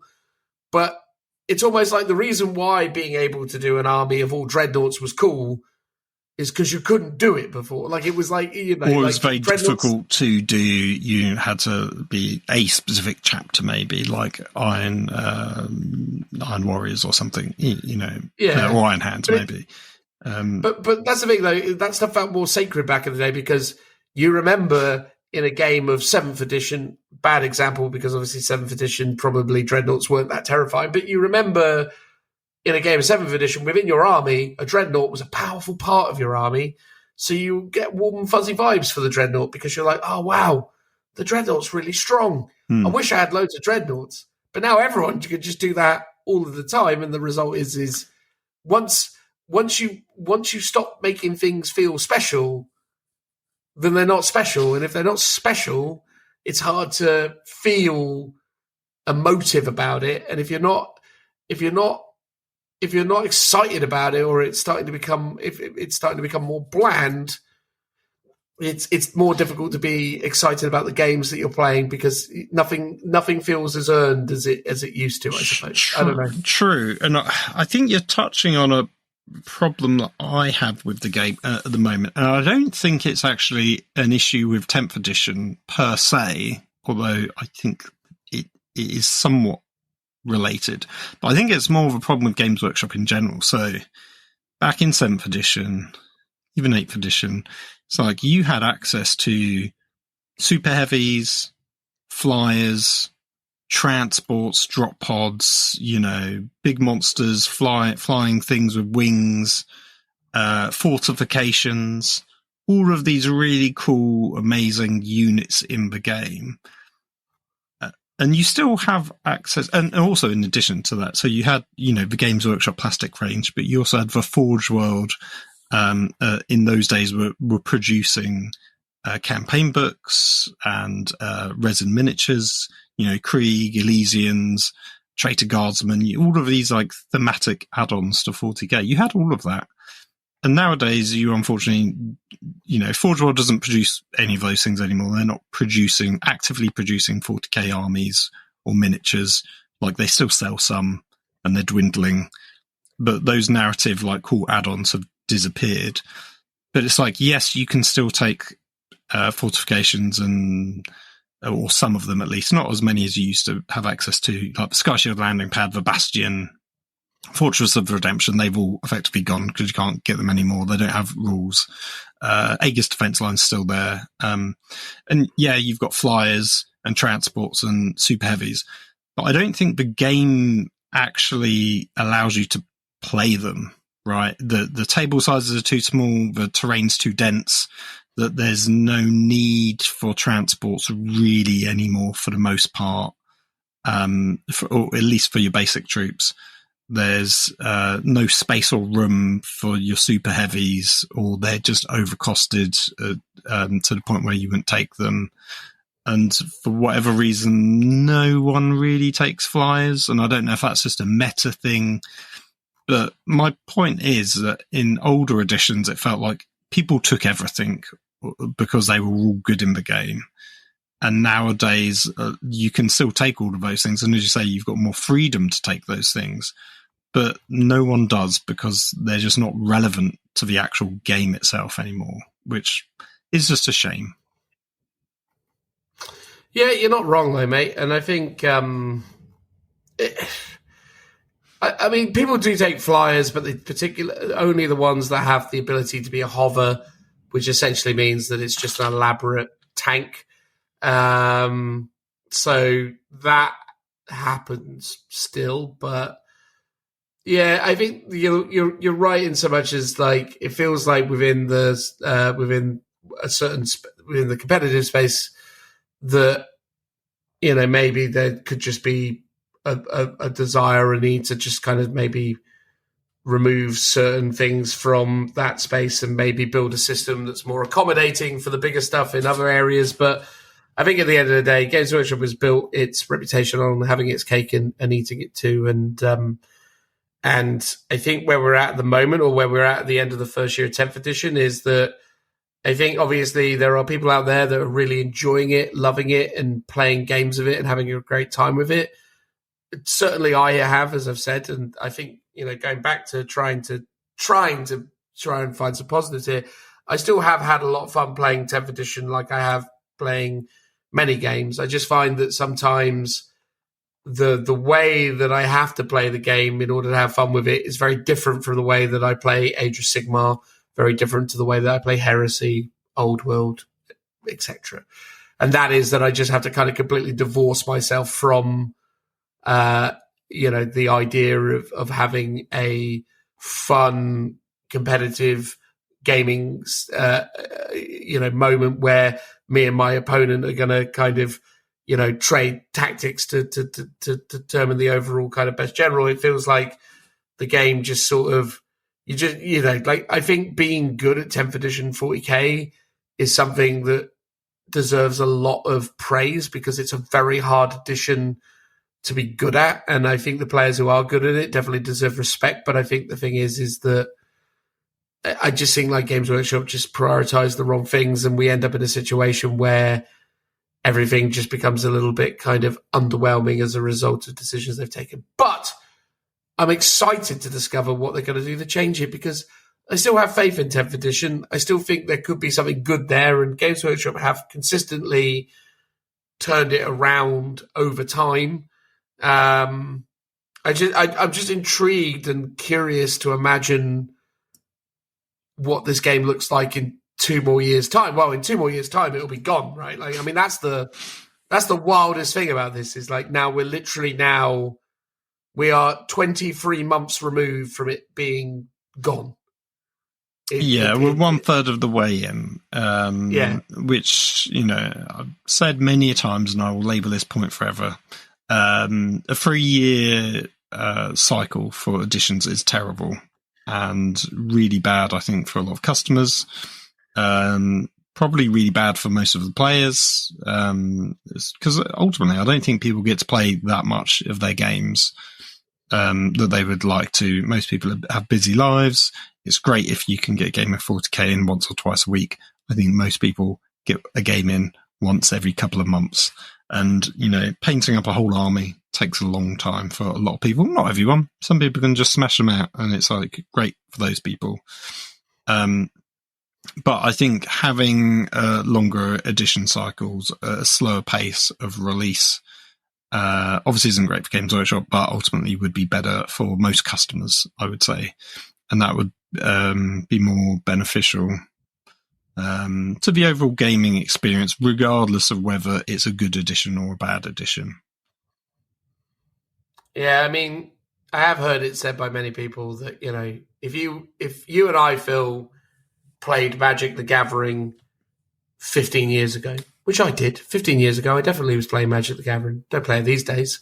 But if I wanted to, I'm sure, you know, I could get one of my old 15-year-old decks and turn up to a Magic thing, and I could probably, under some level of duress or some level of compromise with my opponent, use that deck and still play Magic the Gathering and still sit down and find out that we're still playing the same game, more or less, that I remember from 15 years ago, albeit with new cards and new kind of, you know, keywords and things that trigger specific newer rules that have been added over time. But at a fundamental level, the game is the same. 40k Games Workshop games in general are unique in the sense that that they're totally different and they change so frequently.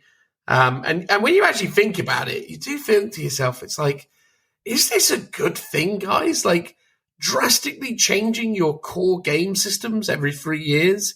It's like, it does feel like a bit of a race to the bottom sometimes. And maybe 10th edition is kind of a demonstration of that, where it's like, really, you didn't need to do it. You just needed to take what you had that was working in 9th and clean it up. And yeah, I think we would have all been really happy with that. Well, so from what I remember of 6th to 7th edition, 7th was really like a 6.5. It was very similar with a couple of tweaks here and there. There was like, you know, I think Psychic Phase was like the only real big change to the actual core rules, whereas pretty much everything else was very similar. And it's like, I don't mind them tidying things up. I don't mind them releasing new box sets. And I think, you know, they like to do it every 3 years because it's good for their business. They sell more. One, because I get to sell a big box of miniatures, which I think they could do regardless of whether there's an edition or not. They can put out those big boxes.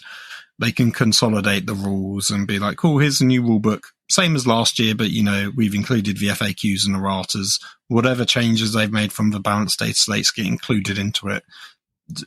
Cool. And if it's in a small, handy A5 format, people would like that because it's something they could take with them to tournaments and events, and small gaming friendly, right? Their logic, from what I understand, is like, it's a great onboarding for new players. For people that haven't played before can be like, oh, where do I start? Oh, it's this book. And, you know, oh, the last edition was maybe too complicated. Okay, cool. I can, you know, maybe things will be better this time round. But, you know, I sort of feel like an annual launch box, or, you know, could do something similar to that. You know, the General's Handbook effectively is like, here's your rules for the year. Off you go. So, yeah, is it? I think it's just a bit tiresome, especially having played it for a really long time. And early editions weren't this rapid. I think the very first few editions were like, you know, every 5 years or thereabouts. It's only in more recent years they've sort of standardized a 3 year cycle. But I think the thing was, right, is like, here's the thing, right? 3rd edition was basically the same as 4th edition, but 4th edition just tweaked a few things. 5th, 6th, 7th. That was the contract, right? Like, basically we were playing the same game with some updates, and it iterated over time. And that was it. And what the promise was with 8th edition was that 8th edition was a change to the core system, and that was going to be the iterative edition for the foreseeable, right? That was what we were going to see. We were going to see the game updated over time. And that's where I think 10th kind of broke the trust of the consumers, the players, the fans, because it's the first example of Games Workshop like going off piste and breaking that kind of contract with the things, because, you know, that social contract, that unwritten contract, admittedly, but it's that thing where we as a player base were like, we're broadly happy with where we've gotten to in the 6 years that 8th and 9th have existed. We're excited to see how you're going to tweak 9th to make it better in 10th. But the fact that they just went, but we're not doing 9th anymore. Like 8th and 9th were great. we were able to support it, but actually we're just completely redoing it. And I think that's the thing. It's like that was probably a bitter pill to swallow, because we as a player base were like, it's too soon, guys. Like, yeah, you need to do indexes, but you don't need to throw the baby out with the bathwater. Like, this is too much. And I think, it's one of the things that I'm super happy about with Age of Sigmar 4 at the moment is it's, even though they've made a lot of quality of life improvements to certain things, and there will be new rules and changes, which I don't like as much as some of the old ones, but fundamentally it's still an iterative version of AOS. It's still... Well, they technically said it isn't. They have sort of said that they've rewritten it from the ground up, but you're right. Most of it is the same, although weirdly they have gotten rid of leadership and morale, and they've replaced it with a similar thing to Battle Shock, although we're not entirely sure how that's going to work exactly. Or objective control is what they included. Maybe not Battle Shock, because we haven't seen technically a Battle Shock mechanic in the game previewed yet, but it might still be in there. But some kind of objective control for controlling objectives, that is in there, much like 40k. Is 40k iterative from 9th edition to 10th edition? In some levels, I think it is. But as you say, I think it's almost been too much of a leap that it is really its own thing, and it isn't, it isn't the child of 9th edition. It is like an estranged cousin, I guess. It's slightly similar, but it's got, you definitely got different hair color and a slightly funny look on you. You ain't got the same parents, that's for sure. And yeah, as you say, that's an interesting point. Yeah, social contract. I think everyone was expecting that iteration from Ninth, and we haven't quite got that. And it's like, did they need to do that? It didn't. I mean, I know a lot of people hated 9th edition, but as you said, I think it was maybe a bit of a step too far, because the problems weren't with the core rules, as sort of complicated as they could have been from occasion to occasion. And, to give them credit, they did change a lot of things. They basically, once again, took out, ironically, all the sort of tournament gamey methods of, your super long charges and your wrap and traps and the things that tournament players like to do that were a bit shenanigansy, that weren't in the spirit of the game. A lot of those got removed from this edition, much like they did with 9th edition. They took some out in that edition as well, and they've tried to make the core rules sort of fairer, and that there aren't any like abuses to those rules. So they made some good improvements there. We haven't really talked a huge amount about the Leviathan deck. Weirdly, I sort of feel like the changes from that actually seem more iterative than a rewrite. It's like in the 9th edition, you could pick your secondaries, right, from a list, and that was quite daunting and complicated to like learn them all, and you could easily pick the wrong secondaries, and then you'd be stuck with that for the rest of the game. And you've kind of, if you picked wrong or didn't build your army to do those secondaries, you would just lose almost outright. Whereas now you've got this deck that ultimately it wasn't sold as a Maelstrom deck, but everyone thought it would be, and disappointingly it wasn't Maelstrom. It was secondaries in disguise. It was the secondaries, but you randomly get a different secondary each turn, which, I don't mind as a concept.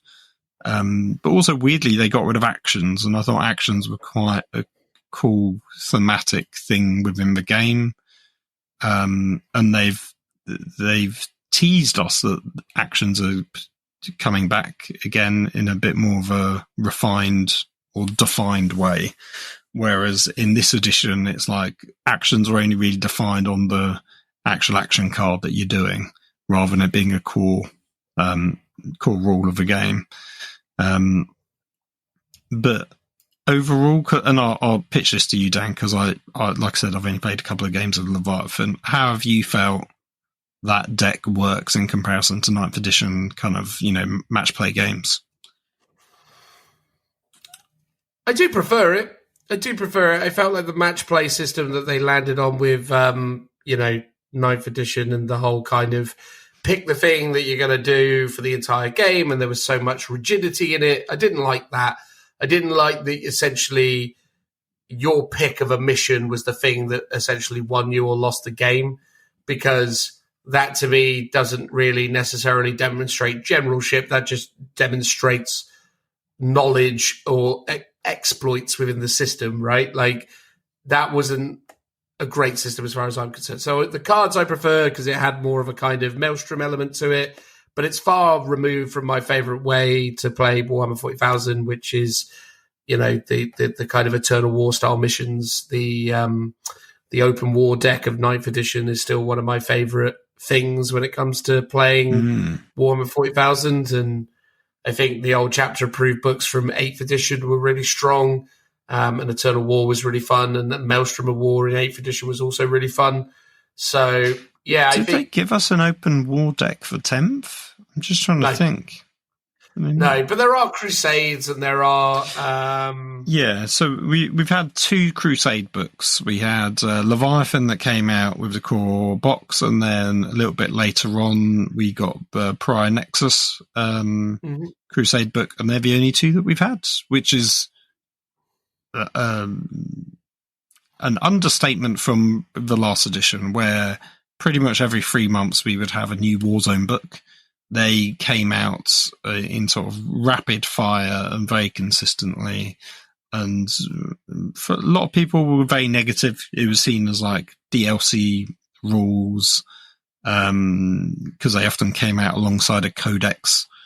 And it was like, cool, like I've got my Drukhari codex. Oh, but the really cool detachment is actually in the Crusade book that you've now got to buy if you want to play with that. So, yeah, they've clearly, you know, I think even at the end of 9th, they realised those Warzone books were rubbing people up the wrong way, and they sort of got rid of them. So it's at least for match play, right? So, yeah, it's sort of interesting that we've only had 2 Crusade books, which is ultimately one every 6 months.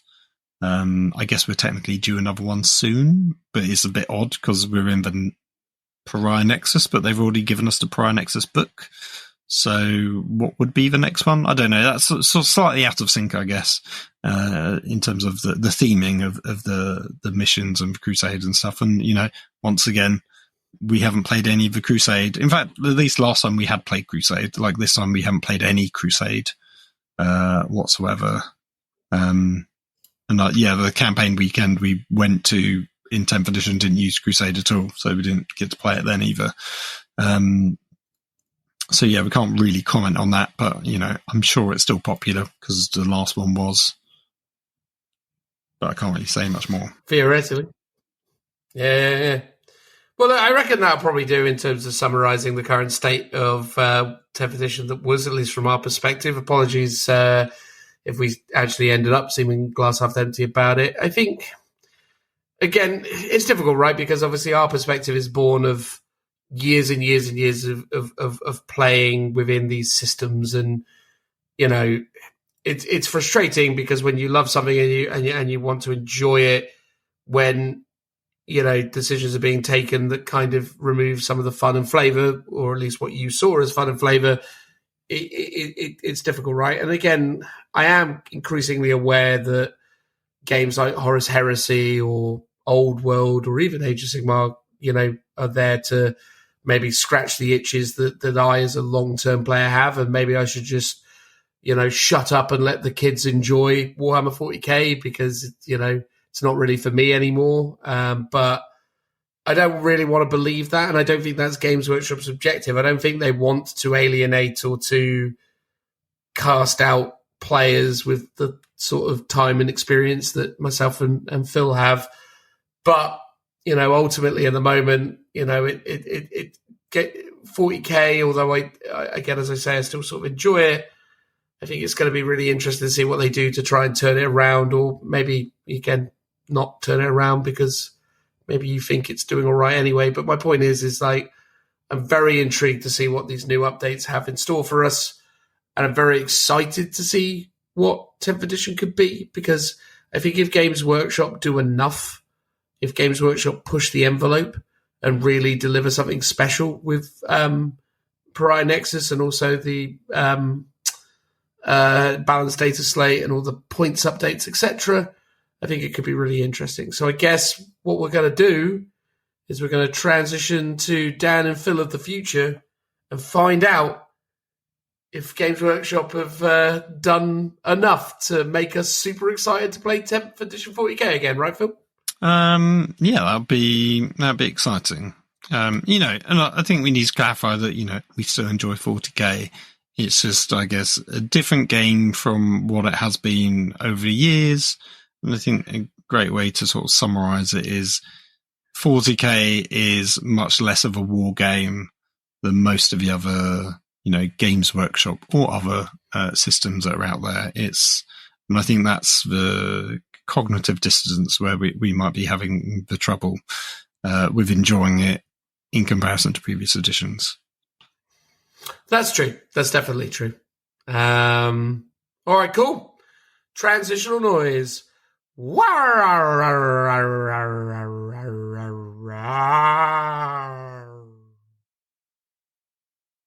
All right.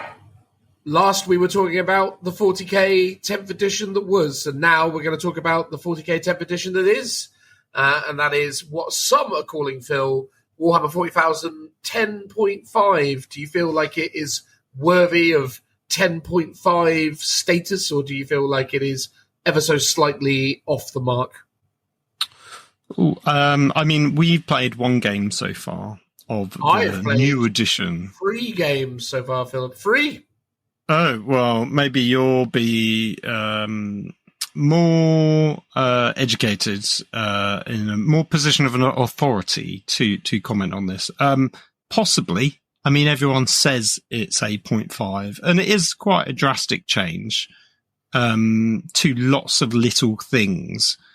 With the exception of maybe the pivoting thing, that's what feels like the only real core mechanic that's been changed, unless I'm forgetting anything. But most of it is... Line of sight shooting, that's quite a big change, or rather indirect, as it is now. Oh yeah, so there's a cap on line of sight shooting. You're right. That's the other one that I guess kind of is core rules. And probably one of the more significant changes, at least as it affects competitive play, is definitely, well, just general play, is the changes to strat manipulation as well, or CP manipulation. Yes, yeah. I wouldn't necessarily call that a core rule, because that feels like it's just a data sheet rule that's but goes across lots of different armies. And I know I complained several episodes ago about how that's just a generic ability that everyone seems to have now, which still stands.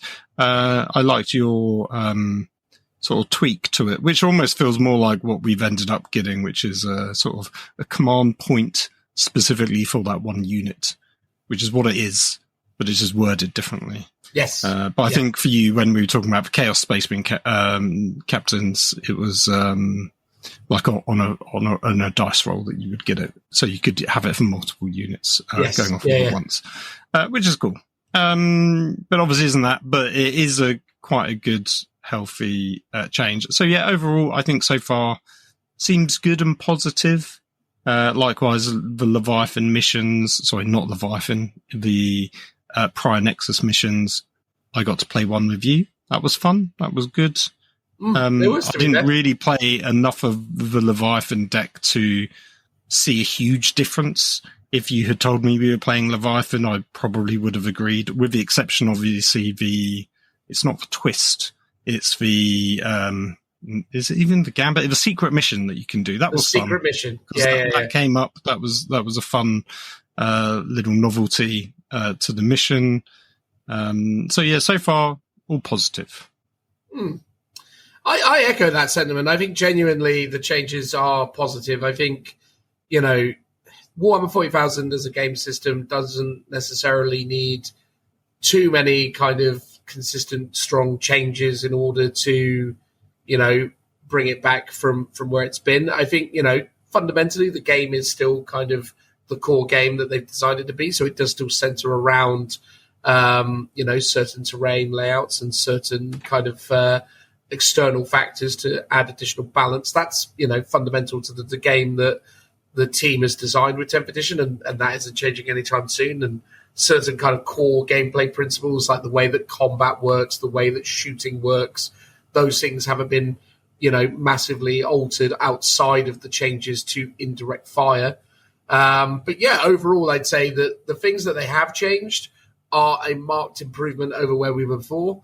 I would argue that Warhammer Community definitely spun a certain amount of hyperbole when they were talking about the impact of Battle Line. Now, Battle Line does have an impact, but it is very situational. I do not feel like there is enough of an incentive still to make you take Battle Line, and would still love it if we went back to having, some level of kind of creative restrictions and needing to include Battle Line units, because I think that was a really good mechanic across the ages for, adding a certain kind of necessity and ultimately balance within list building. I think the need to have a minimum allocation of troops was something to the overall kind of benefit of the game.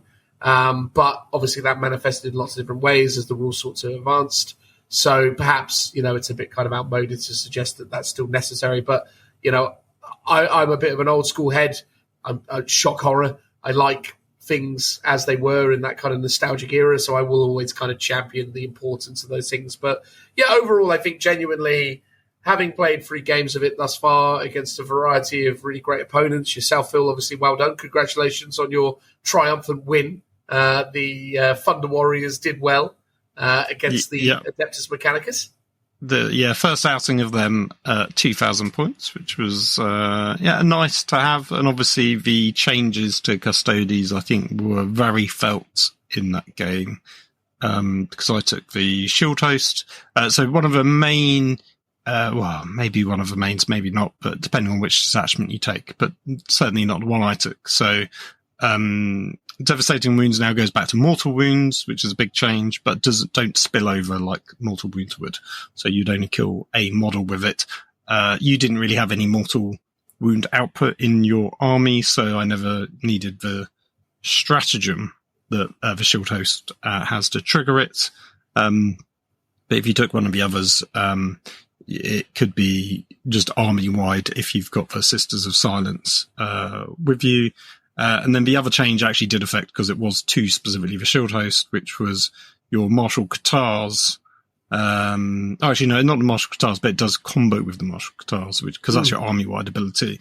It's the Shield Host detachment ability, allows you to have basically critical hits 5+, or AP -1.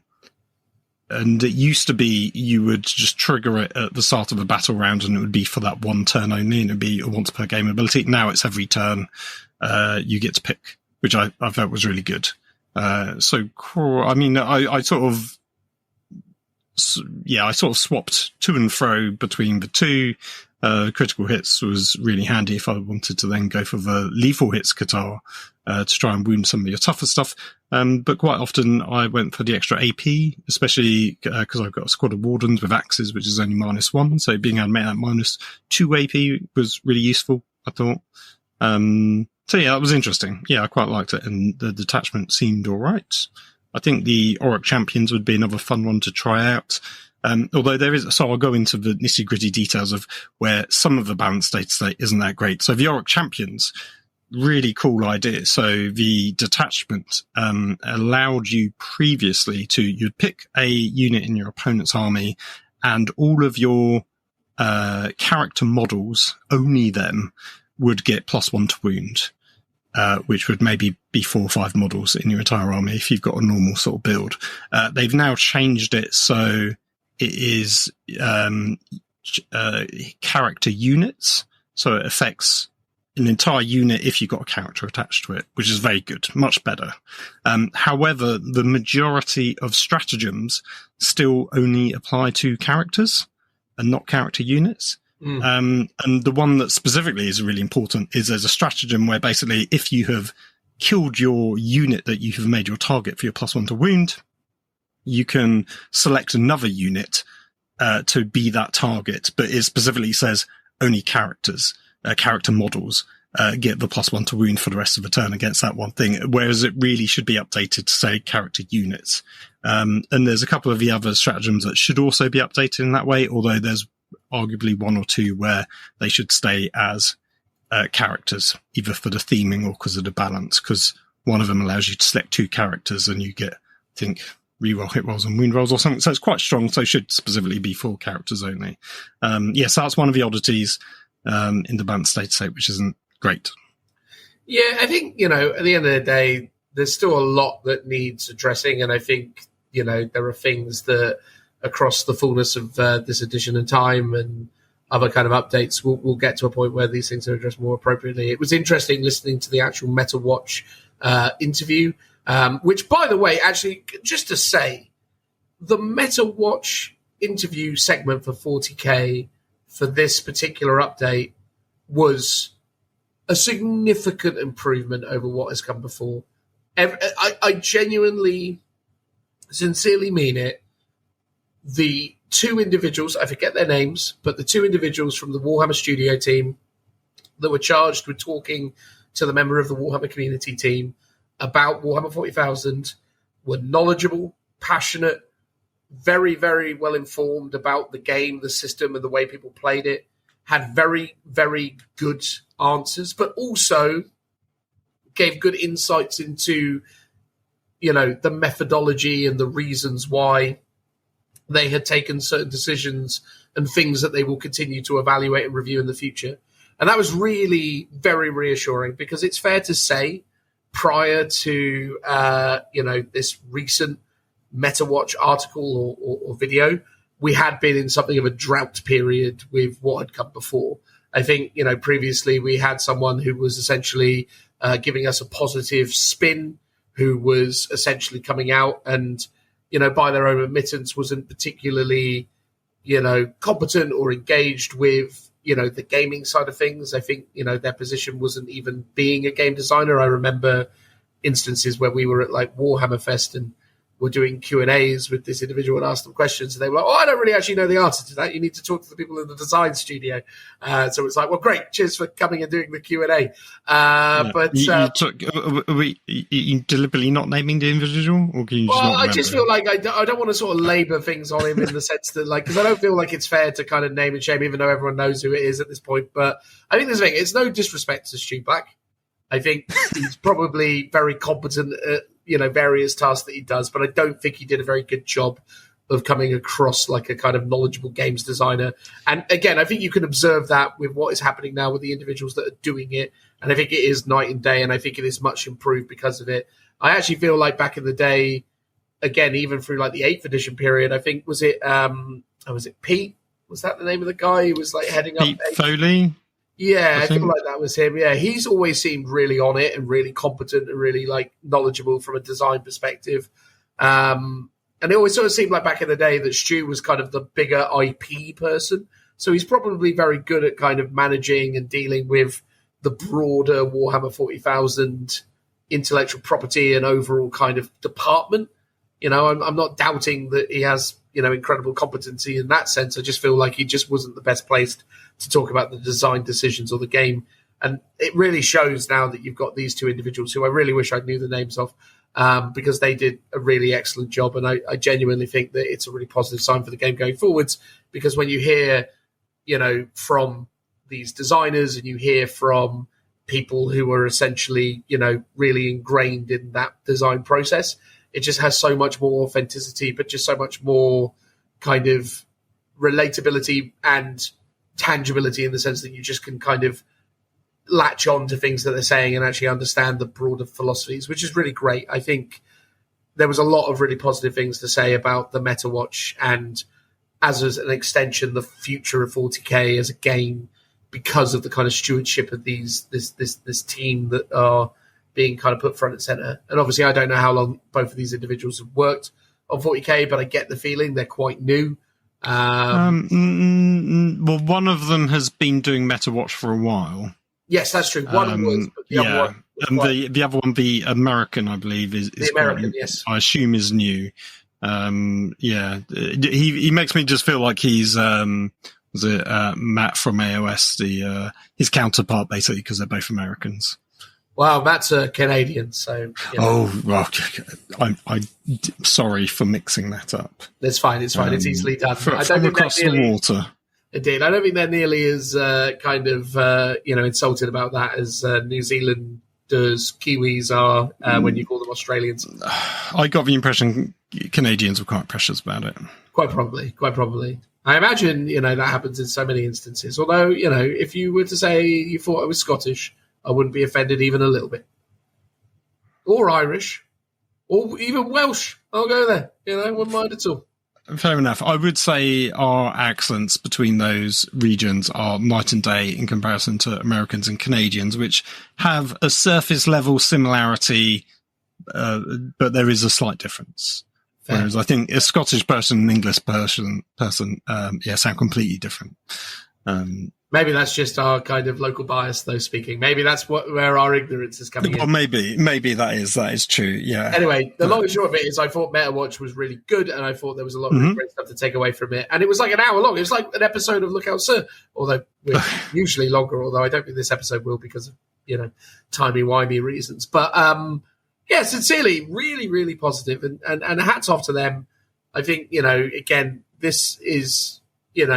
this update combined with the new kind of team talking about it is, a net positive, I think, overall. I don't think they're quite there yet with it. I think there are things that can still be tweaked and adjusted to create a better gaming experience overall. But I think ultimately I can only say really good things about the MetaWatch specifically and my early impressions. But I mean, what was your vibe on the broadcast, if you will, Phil? Did you find it compelling? I'm going to be honest and probably say no. I mean, okay. I watched it. I watched it. It seemed enjoyable, but I don't think I listened to it. And maybe that was because I had it on in the background and I was probably hobbying at the same time. But I don't really feel like I took a huge amount in. And I'm sure the thing I remembered was that they were talking about Battle Line being really good. And the only thing that we can see so far, unless you found something since, was that some of the secret missions and maybe some of the battle tactics that you draw relate to Battle Line. I mean, I haven't looked through the deck, but yeah, there was like one or two secret missions that relate to Battle Line, and that seemed to be it. But I assume there's some battle tactics as well. That's about the extent of it, yeah. But again, I don't necessarily directly remember them overly in the MetaWatch video overhyping that point, although I think they did speak to it. Again, I'd have to go back and review the whole thing. Well, maybe it was if it wasn't them, it might have been, other talking heads on YouTube perhaps mentioned it potentially incorrectly. Somewhere I picked up on it, but I can't remember where exactly. Well, they definitely made a song and dance out of it in like Warhammer community when they first announced it. They made a big point about how this was going to have big benefits for Battle Line. Maybe that was it then.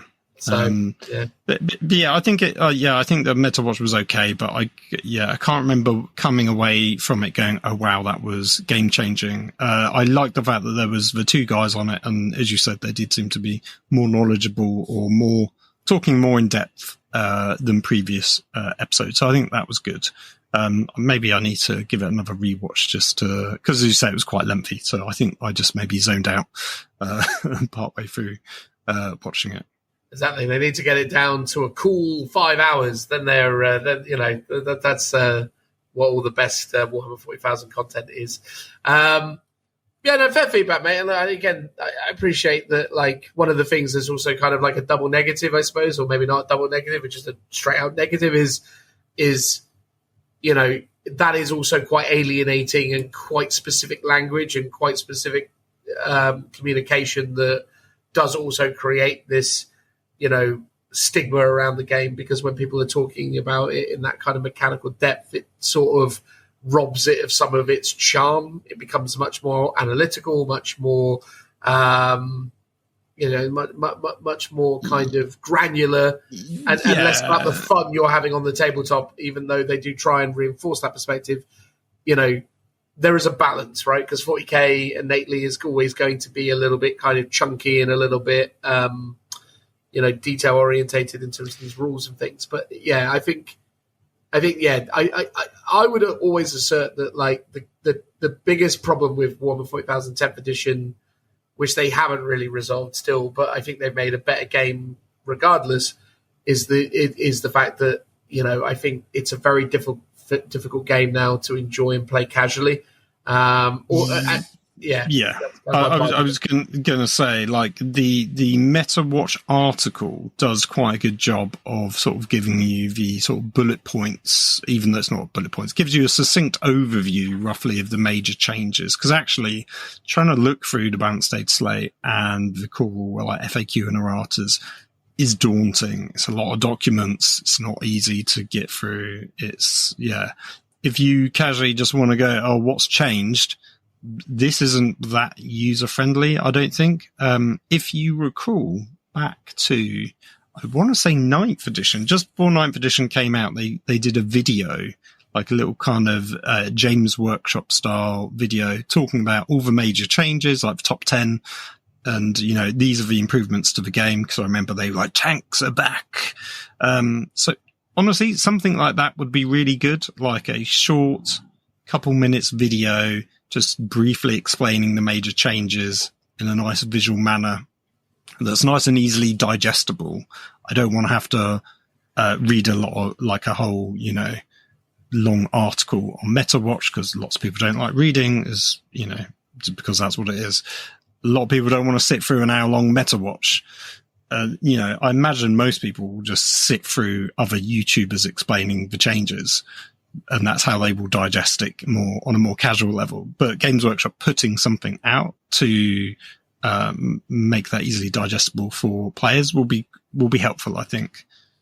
Yeah, I don't disagree. I think it's it's a vibe, and I think the vibe is that this is a good set of changes, but again, it definitely could use something to inject a bit more of the fun back into it.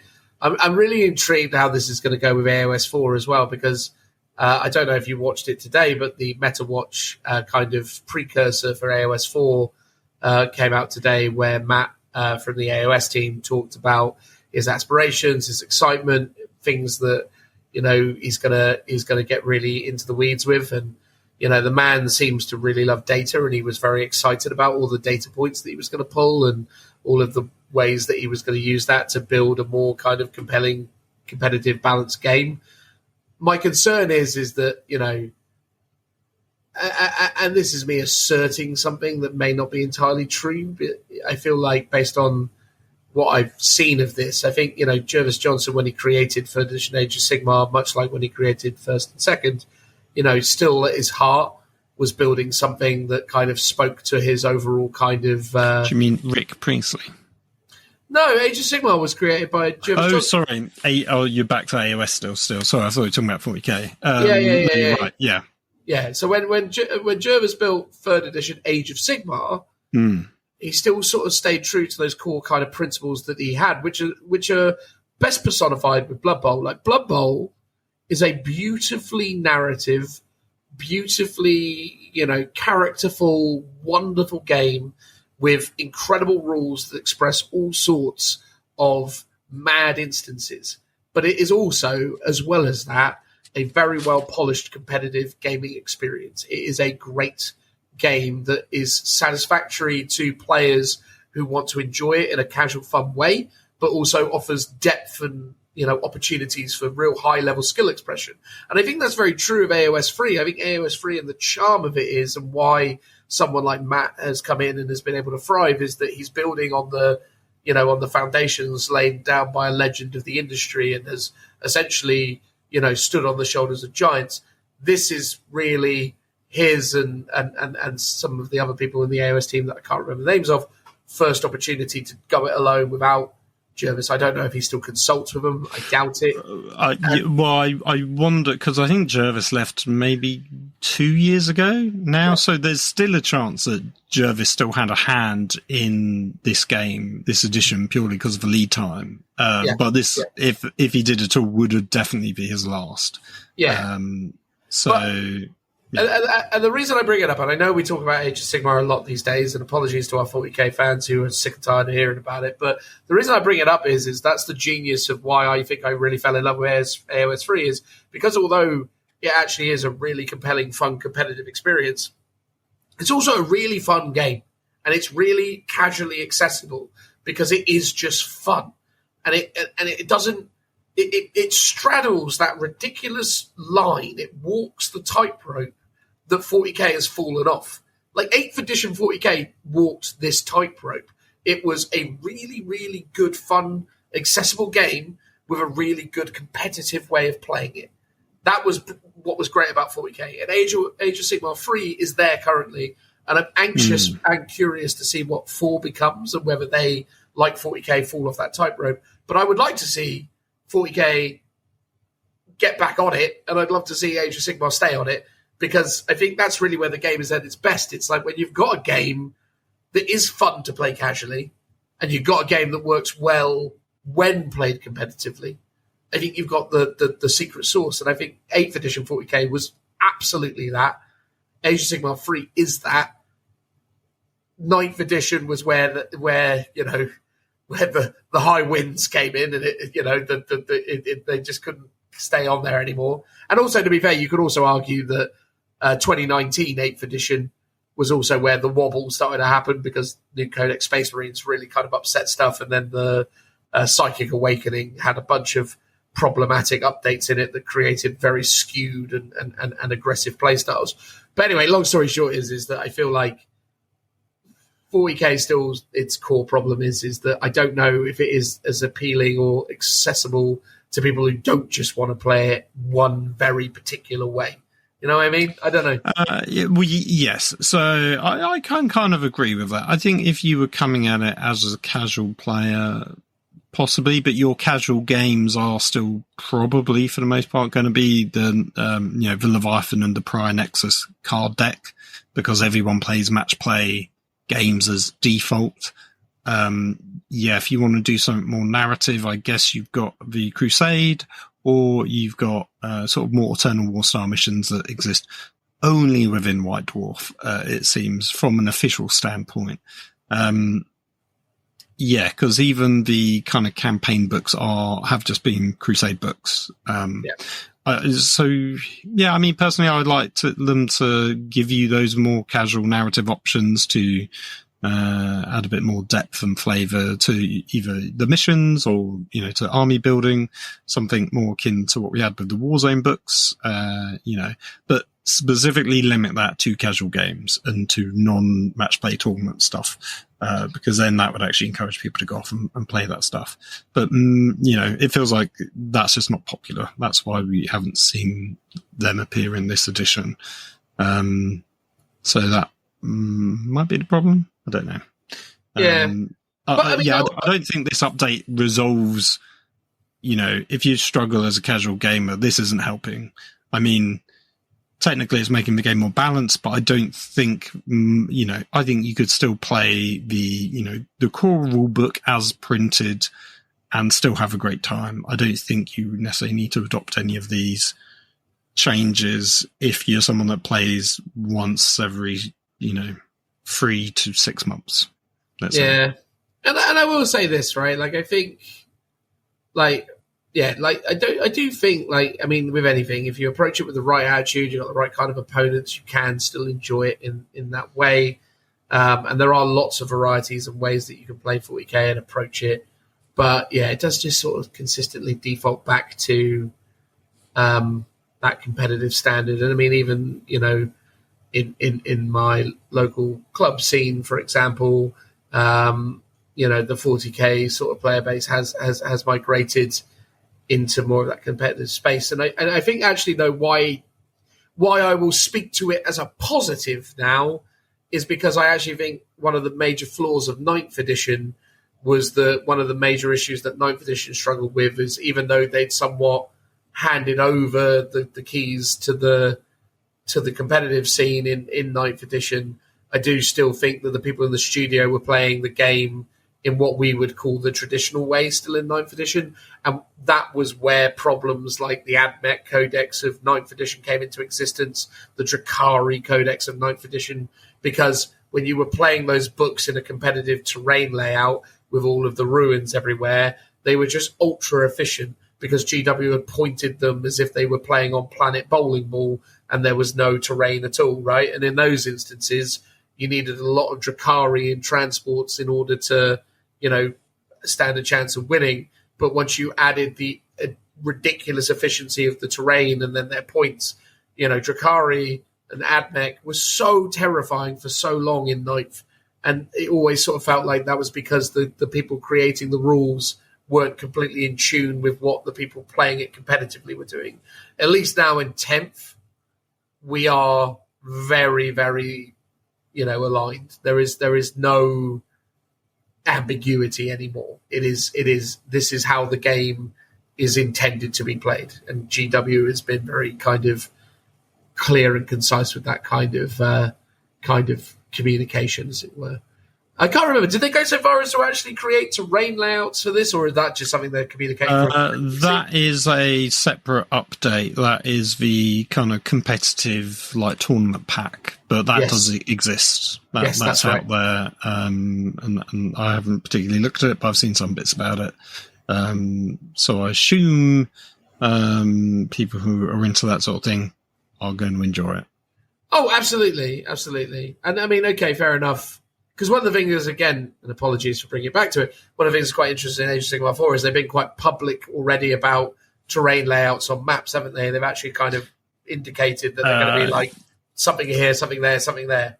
Yes, yeah, and this is what it is. Now, the competitive stuff is literally just all ruins for 40k, whereas at least in AOS, it's probably a mixture of, ruins, woods. What are the other terrain types? Sort of things you can, I would say, normally embark on, sort of houses or buildings, and then you have just ruins that block line of sight, and but then you also have sort of magical terrain pieces which make spellcasting a bit easier, and potentially dangerous terrain as well, things like that. So there's a nice gamut of that, and it would be nice to see 40k at a competitive level be able to operate within that space, because I think you need that terrain diversity for great storytelling, but also just to have a fun and interesting table that isn't always like a city fight, basically, because of the density of the ruins makes it that.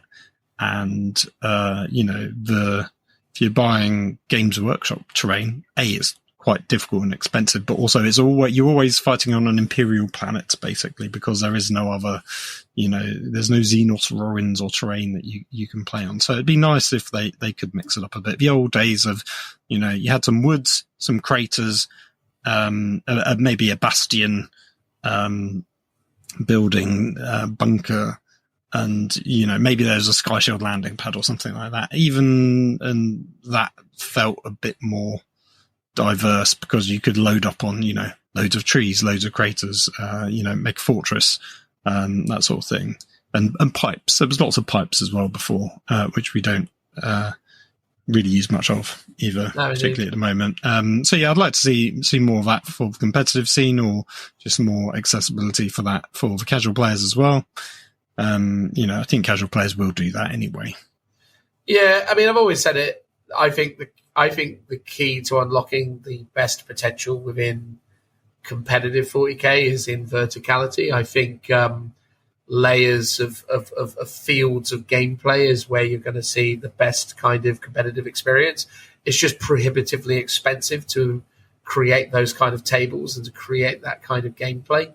I think what the thing is, though, I think that drives me crazy about the competitive stuff. And it's not that I dislike the competitive stuff. I think it's fine. I just think the problem I have with it is how it stilts people's creativity. And, it feels like the innovation in the competitive space in terms of methodologies for play, etc., have been quite limited. Like we're still stuck on this logic that it has to be 2,000 points, because that's what the max is that GW said it had to be. It was still, we have to play on these mats with all only ruins, because to be fair, that's what the tournament organizers can, MDF cut in abundance. So I do understand why the fiscal reality comes in, but I do think that, it's almost like because of that financial barrier and that requirement, it's almost like we're being robbed of maybe a better gaming experience. Yeah, well, that's an actually interesting point. It's a bit chicken and egg. What do you think is the main driving force for ruins in tournaments? Is it because that is what's the easiest and cheapest thing for tournament organisers to put down on the table? Or is it because that's what players demand and want to sort of mitigate as much sort of shooting and, firepower from like turn 1 and 2 onwards to get these sort of like alleys and to like force movement around? Like, yeah, I assume it's a bit of both, but I wonder what your take is. I think it is definitely a bit of both, but I think it is mainly motivated by the desire of players to try and mitigate the lethality of the game. Because, again, speaking back to 8th edition, the fundamental change that changed everything in 40k was the decision to go from unit to unit to model, right? And that's I know it sounds very small, but it's huge, right? Because in olden days, a unit would declare a target and resolve its attacks. And also, as well as resolving its attacks, it would then also be compromised in some way. So if it fired a rapid fire weapon, it couldn't assault. If it fired, unless it had rules that mitigated this, which is true of all these statements. If it, if it shot at a unit and killed it with shooting, and it happened to use assault weapons, but that unit is now destroyed, it couldn't declare another target for a charge because it had to charge what it shot. These are all kind of like design decisions that created this kind of efficiency, but ultimately this redundancy, because you would always often find yourself in situations in older editions of 40k of overkilling stuff, where you would overcommit firepower and be frustrated because you'd be like, oh, I really don't want to have to commit my 5 las cannon devastator squad on this 2-man unit of, berserkers, but they have to go.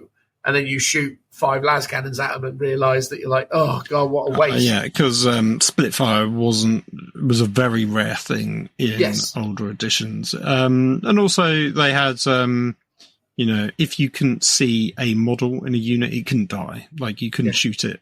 Whereas now you can effectively overkill what you can see. And all of those models hidden behind a wall will just die, even if your squad couldn't physically see them. I think in the latest edition that has changed slightly, so you'll get a cover save basically because there are models that you can't see, but that isn't as effective as that unit. Just those models stay alive. But I think this is the thing, though, right? Like that's one aspect of it. I think the changes to leadership is huge, and the fact that there is no kind of instant removal mechanics. But I think ultimately the main problem is that not only did they make it that shooting was way more efficient because the likelihood of overkilling something became greatly decreased because of this model-to-model resolution, but also because they massively increased shooting. Twin Link used to just be re-roll a hit roll, and a Twin Link gun would have one shot, but you re-rolled the hit. So if you had a Twin Link las cannon, it didn't become a 2-shot las cannon. It just became a 1-shot las cannon with a re-roll hit. That was the whole mechanic. Now, obviously, Twin Linked is reroll wound, but a lot of the older established kind of shot quantities have carried through. So you're in this situation where they just massively increased the output of shooting, massively increased the efficiency of it to the extent that the kind of game became so much more shooting focused than combat focused. There were all these people with like combat armies. Combat mechanics were very challenging and very punishing in 8th edition. So they very rarely worked to people's advantages. So the game had to kind of evolve to kind of stack the deck in favor of assault armies. But then from there, we just ended up with these kind of evolving ideas around ruins and terrain features. And then also ruins, in my opinion, aesthetically anyway, don't resemble ruins like I remember them. Like, the quintessential ruin for me is, the kind of cities of death Warhammer 40,000 kits. And even if they weren't designed in like L shapes, if they were like boxes, they tend to have windows and doors and, you know, things that you could theoretically see your miniature exit. But we started, you know, around 2018, 2019, started to see, first in the case of London GT, these big horrible foam walls, but then that migrated into better produced MDF and other walls. But they would still just these ridiculous abstractions because you just see physical barriers, like physical walls that all of a sudden, because of game design, you know, miniatures could just phase shift through. And it just sort of broke a lot of the illusion and changed the way that the game kind of felt.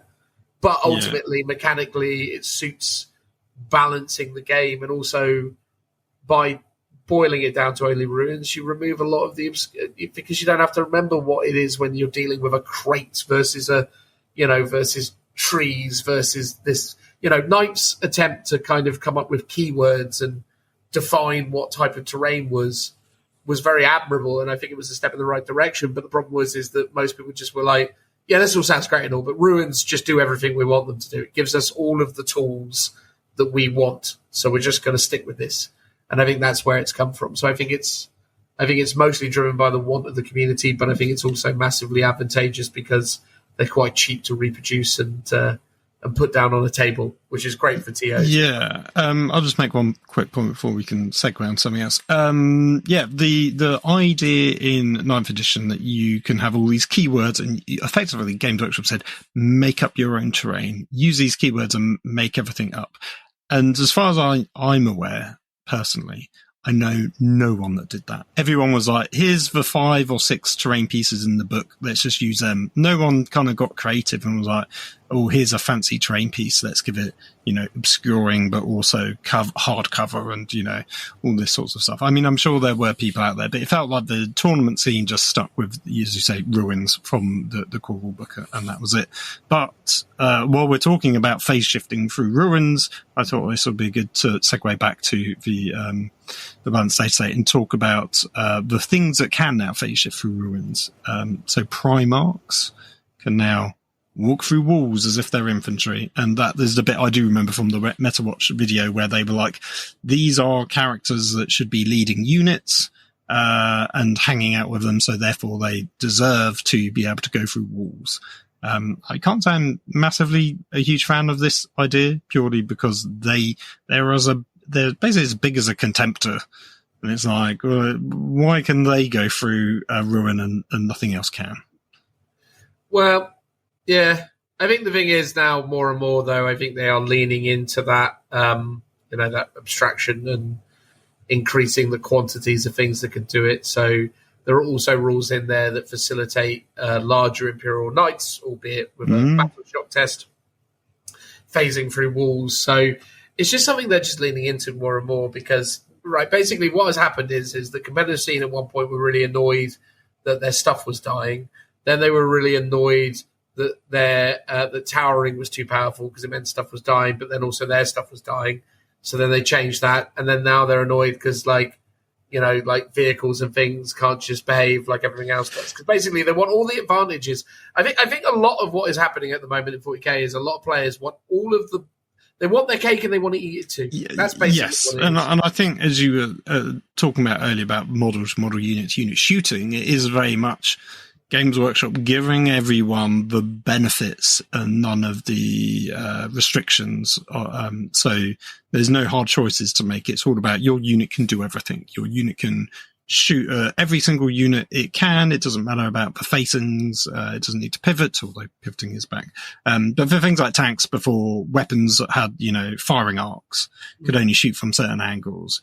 You could only shoot normally one thing with all of its guns, but now you can do whatever you want. And like I said, you can, with the exception of like advancing and shooting and advancing and charging, they've still got the stipulations around stuff. Whereas before it was a lot more restrictive around that stuff. And yeah, what's interesting is that knights can go through buildings, but they have to take a battle shock. And I kind of like that idea.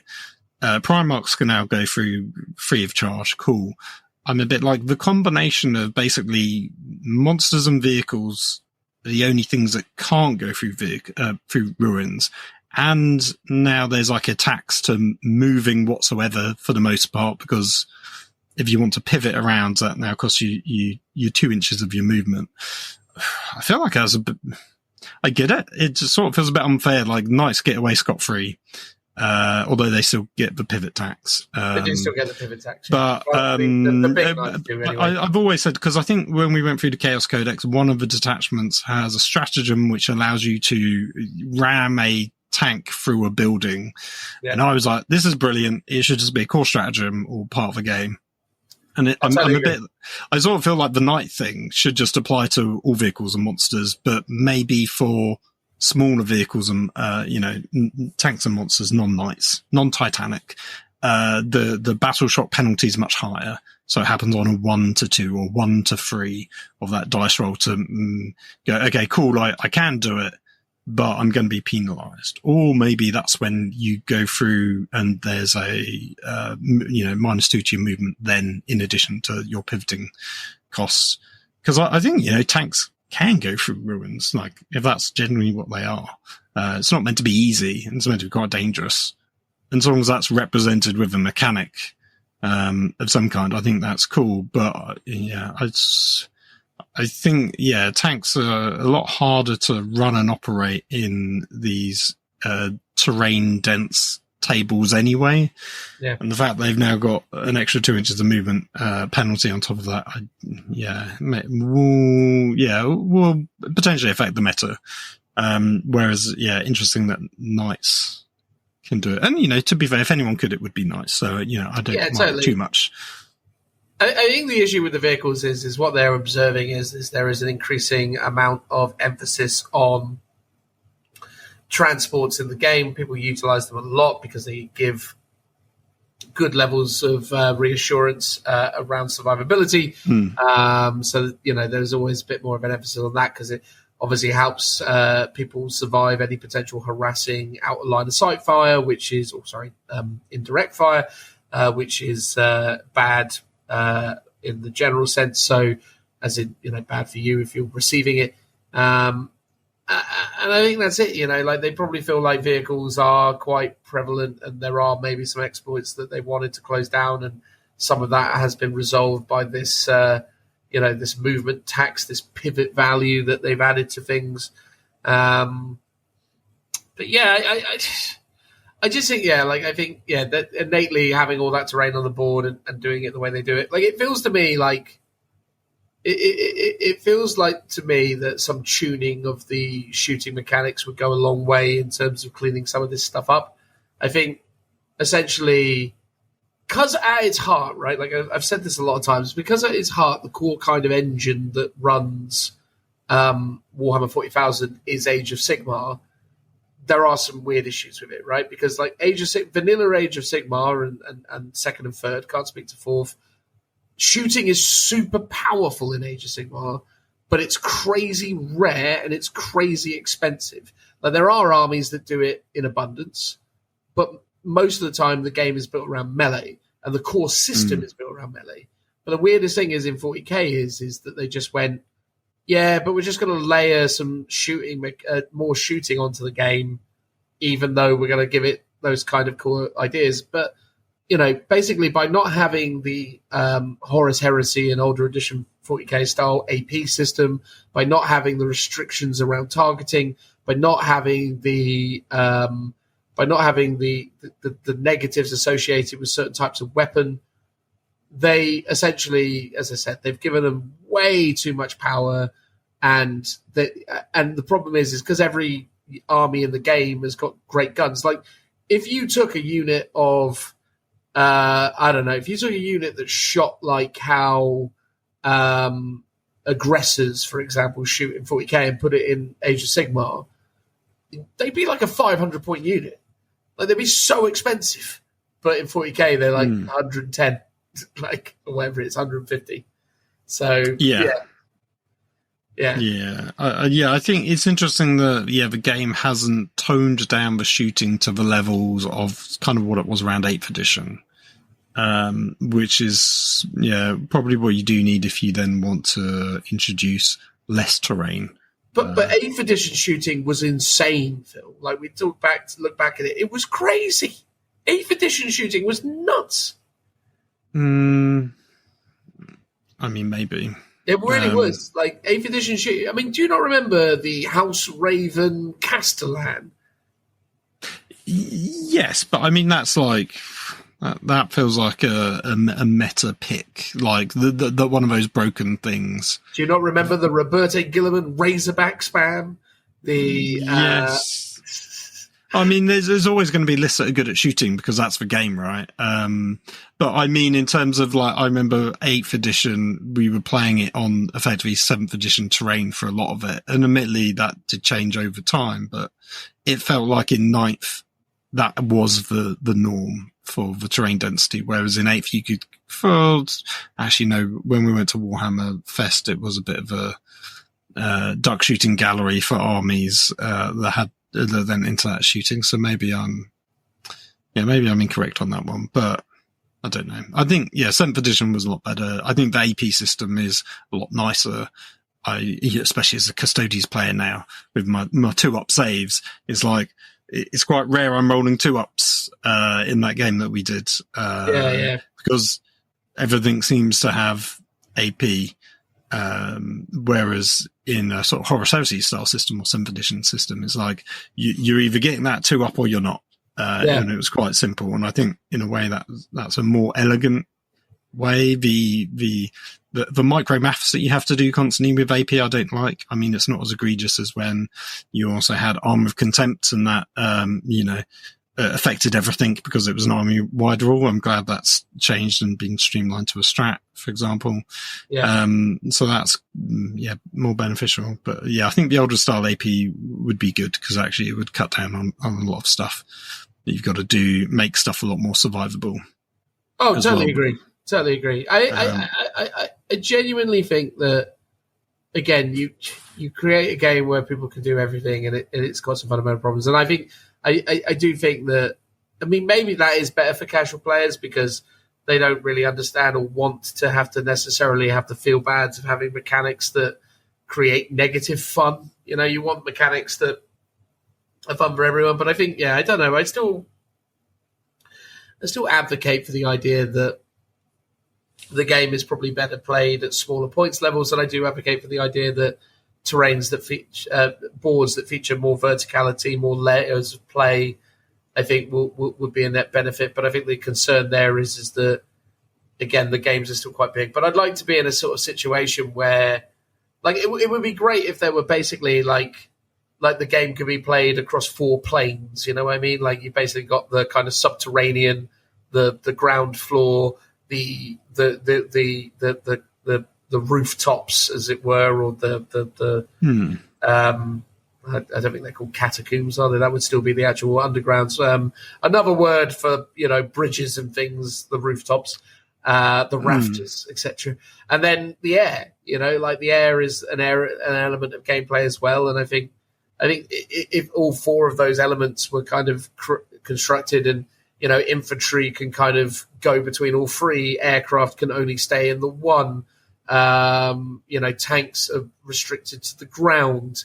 Like that. But then it becomes a thing where tanks are super powerful, but it becomes more of a tactical game of avoiding them rather than engaging them. And it becomes maybe that you can exploit more guerrilla tactics and layer in more interesting kind of gameplay mechanics where, height plays more of a factor or ambushes become more of a thing. And there's more. I think you're describing Kill Team, but with vehicles. I am basically. But Kill Team's a really good game. And I think that's the thing. It's like, I don't know, that sort of dynamism, because again, if you're going to lean into it being more of a kind of urban, more futuristic, more guerrilla warfare style experience, then I don't know. But I think the thing is there's just restrictions because you can't advocate and you can't create a game that requires an insanely detailed board, because it wouldn't be feasible for everyone to engage with. Like, you can't say to everyone, before you start playing this, here's a 600 quid piece of terrain that will enable the game to be played in the most efficient manner, No, that's fair enough. Yeah. Anyway, I worry we've gone off topic ever so slightly, Phil. I was going to say, I was going to try and bring it back to the not just Meta Watch, but Advanced Data Slate. How do you feel about the vehicle and monsters pivoting, and the fact that now everything officially moves in straight lines? You can't bend that tape measure around to do a little curved movement. It's an ugly ruling. It's not elegant. But I mean, wow. Let me get this clear. The decision to reduce the movement by 2 is an elegant solution implemented poorly. I really feel like this kind of... I don't think this settles the debate. I don't think it makes people more happy with the outcome of it. I think I do feel like the way it's been implemented is poor, but I understand and agree with the core principle, because basically when it comes out in the wash, you kind of lose 2 inches of movement by the time that you've done all the stuff that you're doing. The issue is with it, though, is like you still have to go through the tedium of rotating and moving the miniature, and you're essentially being told that the pivots are now free, and this is the sequence that you have to go through. But I do still think that people will be dissatisfied with that whole process. But yeah, what was interesting is in the diagram they give the pivoting, they include the it's a Chaos Rhino, and they include the front spikes, like the ram, as part of the whole. So therefore, you're not pivoting around the center of what you would think is the model. You're pivoting slightly in front of it, which I guess maybe that's a nuance that isn't, and no one but super competitive gamers would actually care about. But it is interesting that you've got to sort of bear those things in mind, and might make it a bit more tricky if you're trying to be super precise and accurate. Personally, I didn't really ever feel like there was that much of a problem where you go, oh, I'm just pivoting, but I'm still, measuring from the furthest point. So effectively that pivoting move would be factored in when you go, okay, this is where it started and this is now the end point, and I draw a straight line between it. I've factored in how I've done it. But I know there were definitely times when I was moving a model around and I was just bending the tape, and Richard wasn't particularly happy with how it was happening, because he's like, well, no, because you'd have to pivot and rotate and stuff, and this was prior to it being in the rules. So I think maybe he'd be more happy about how that works out, because it is more precise and accurate.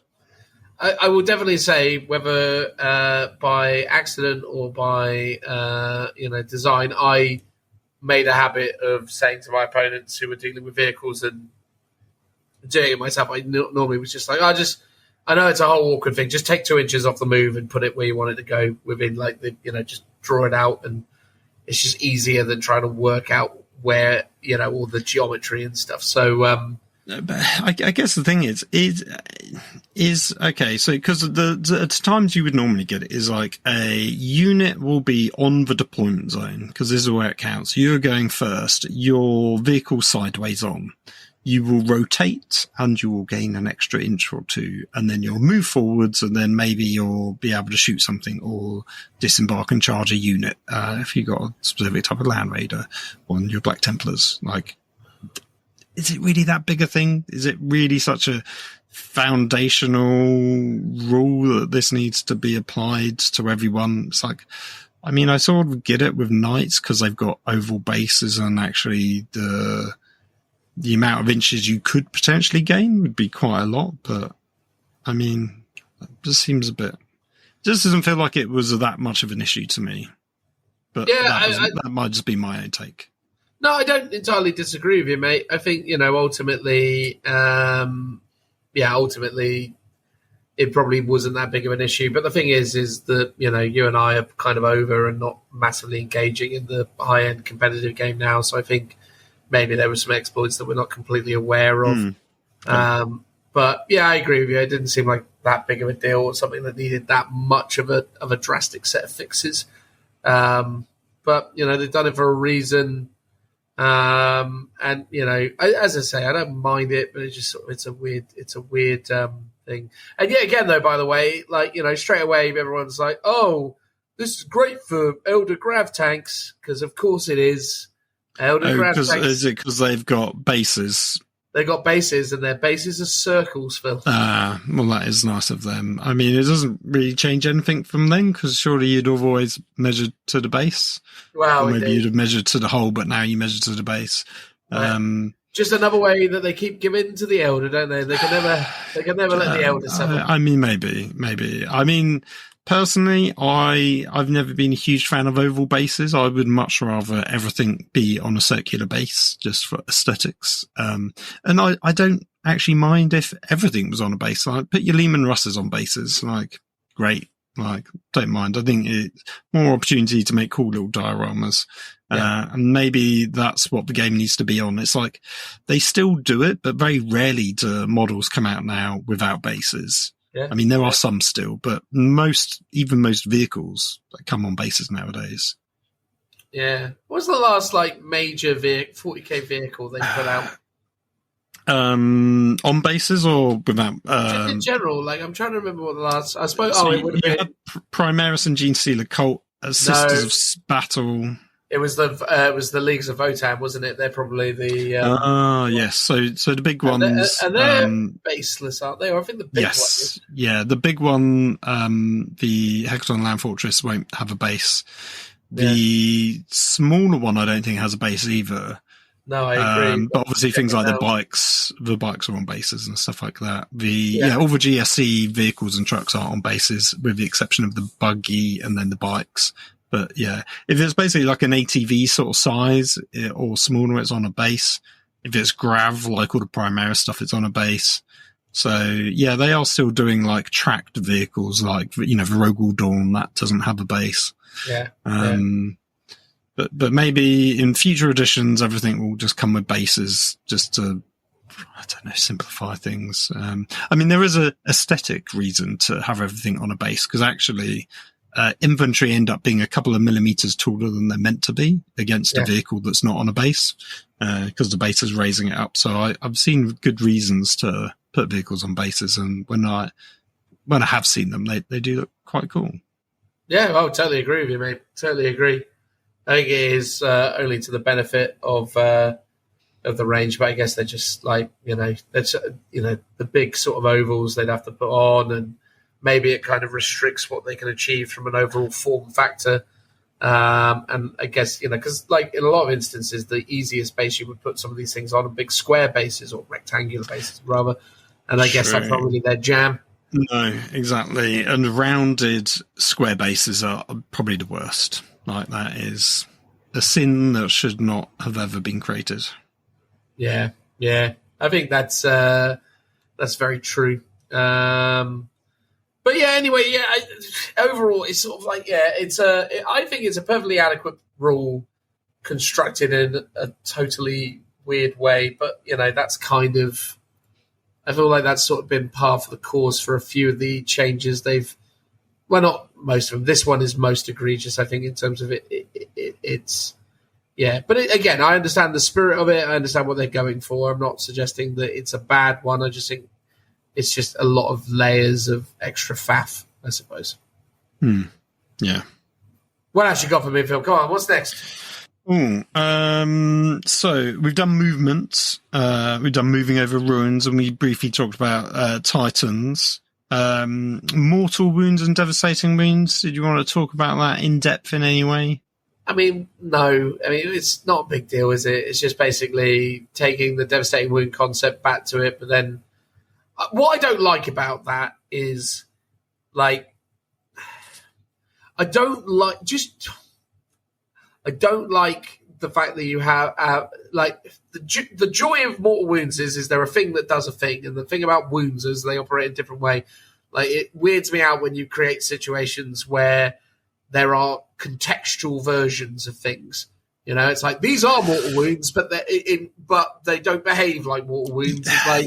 Yes. Yeah. No, I agree. I sort of feel like they would have been better off just qualifying that if you have a save against mortal wounds, you also have a save against devastating wounds.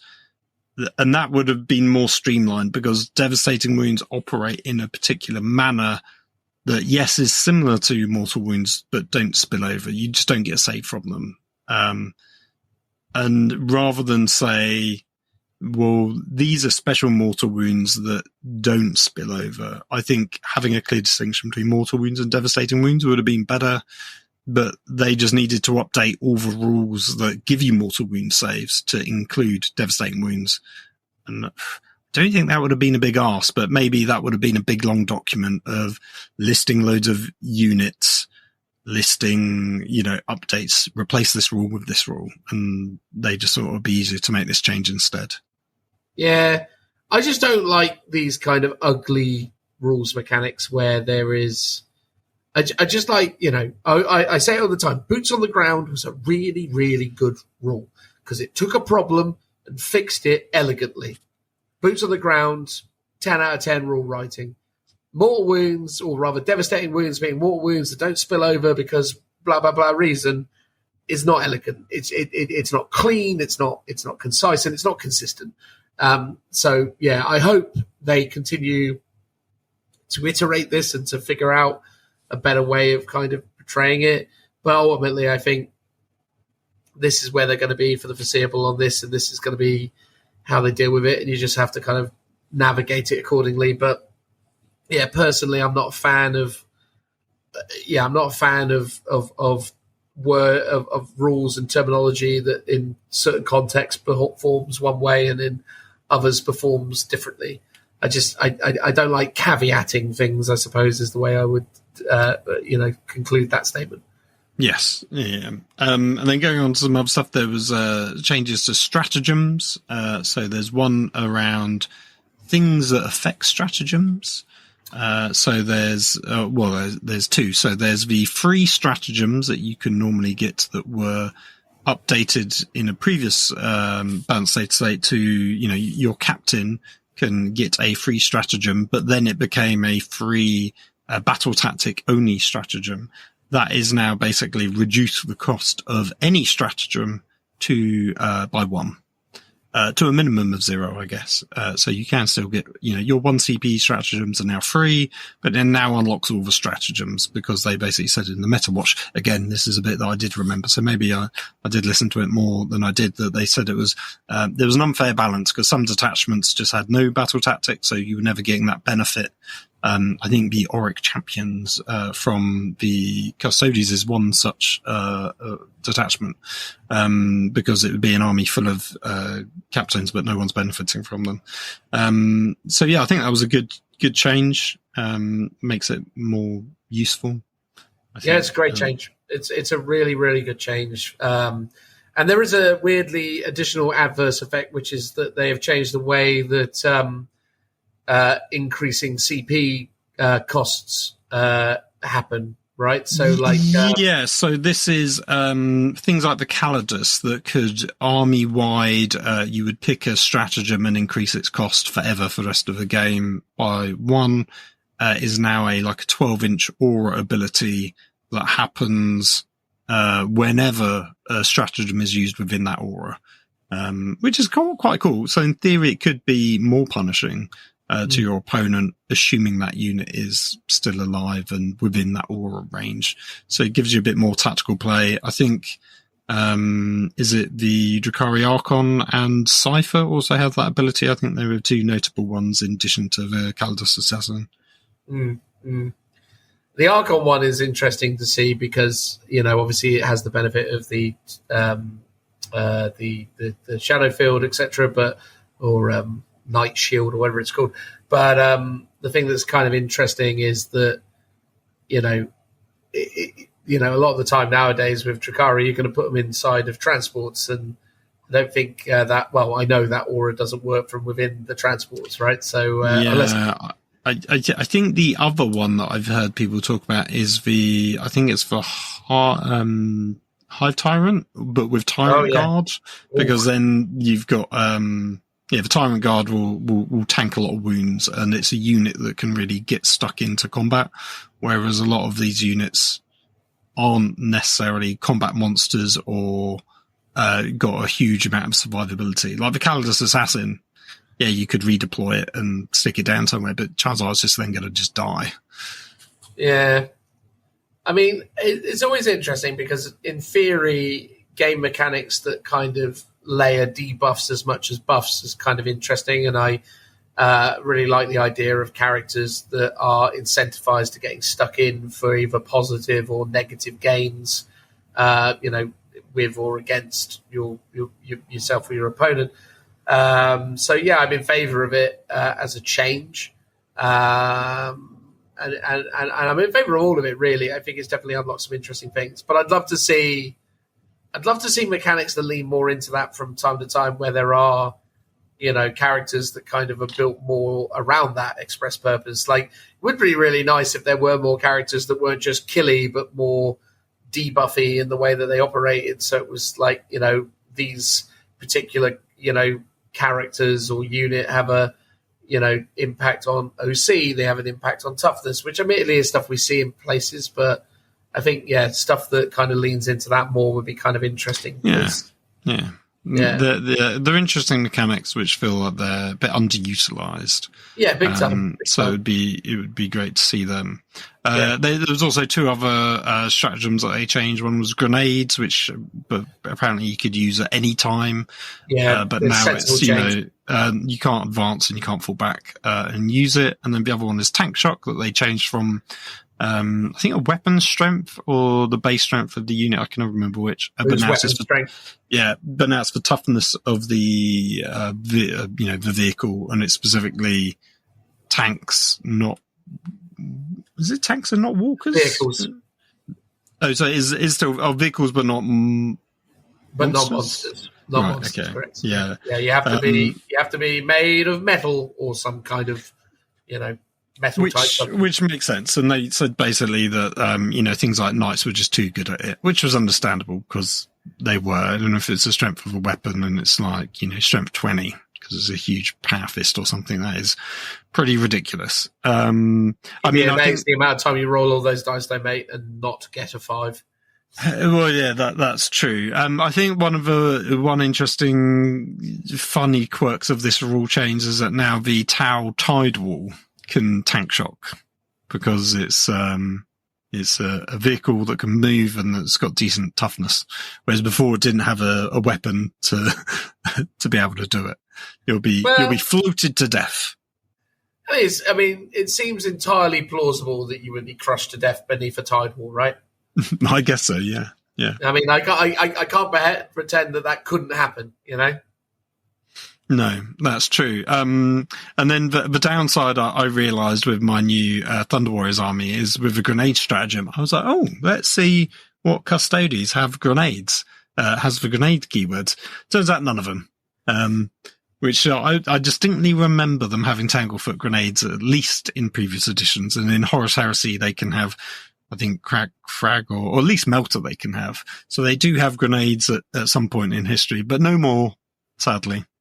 That's just how it goes sometimes. The other day I was playing Azrael in a game from the Dark Angels, and he was in combat, and on the miniature is a pistol.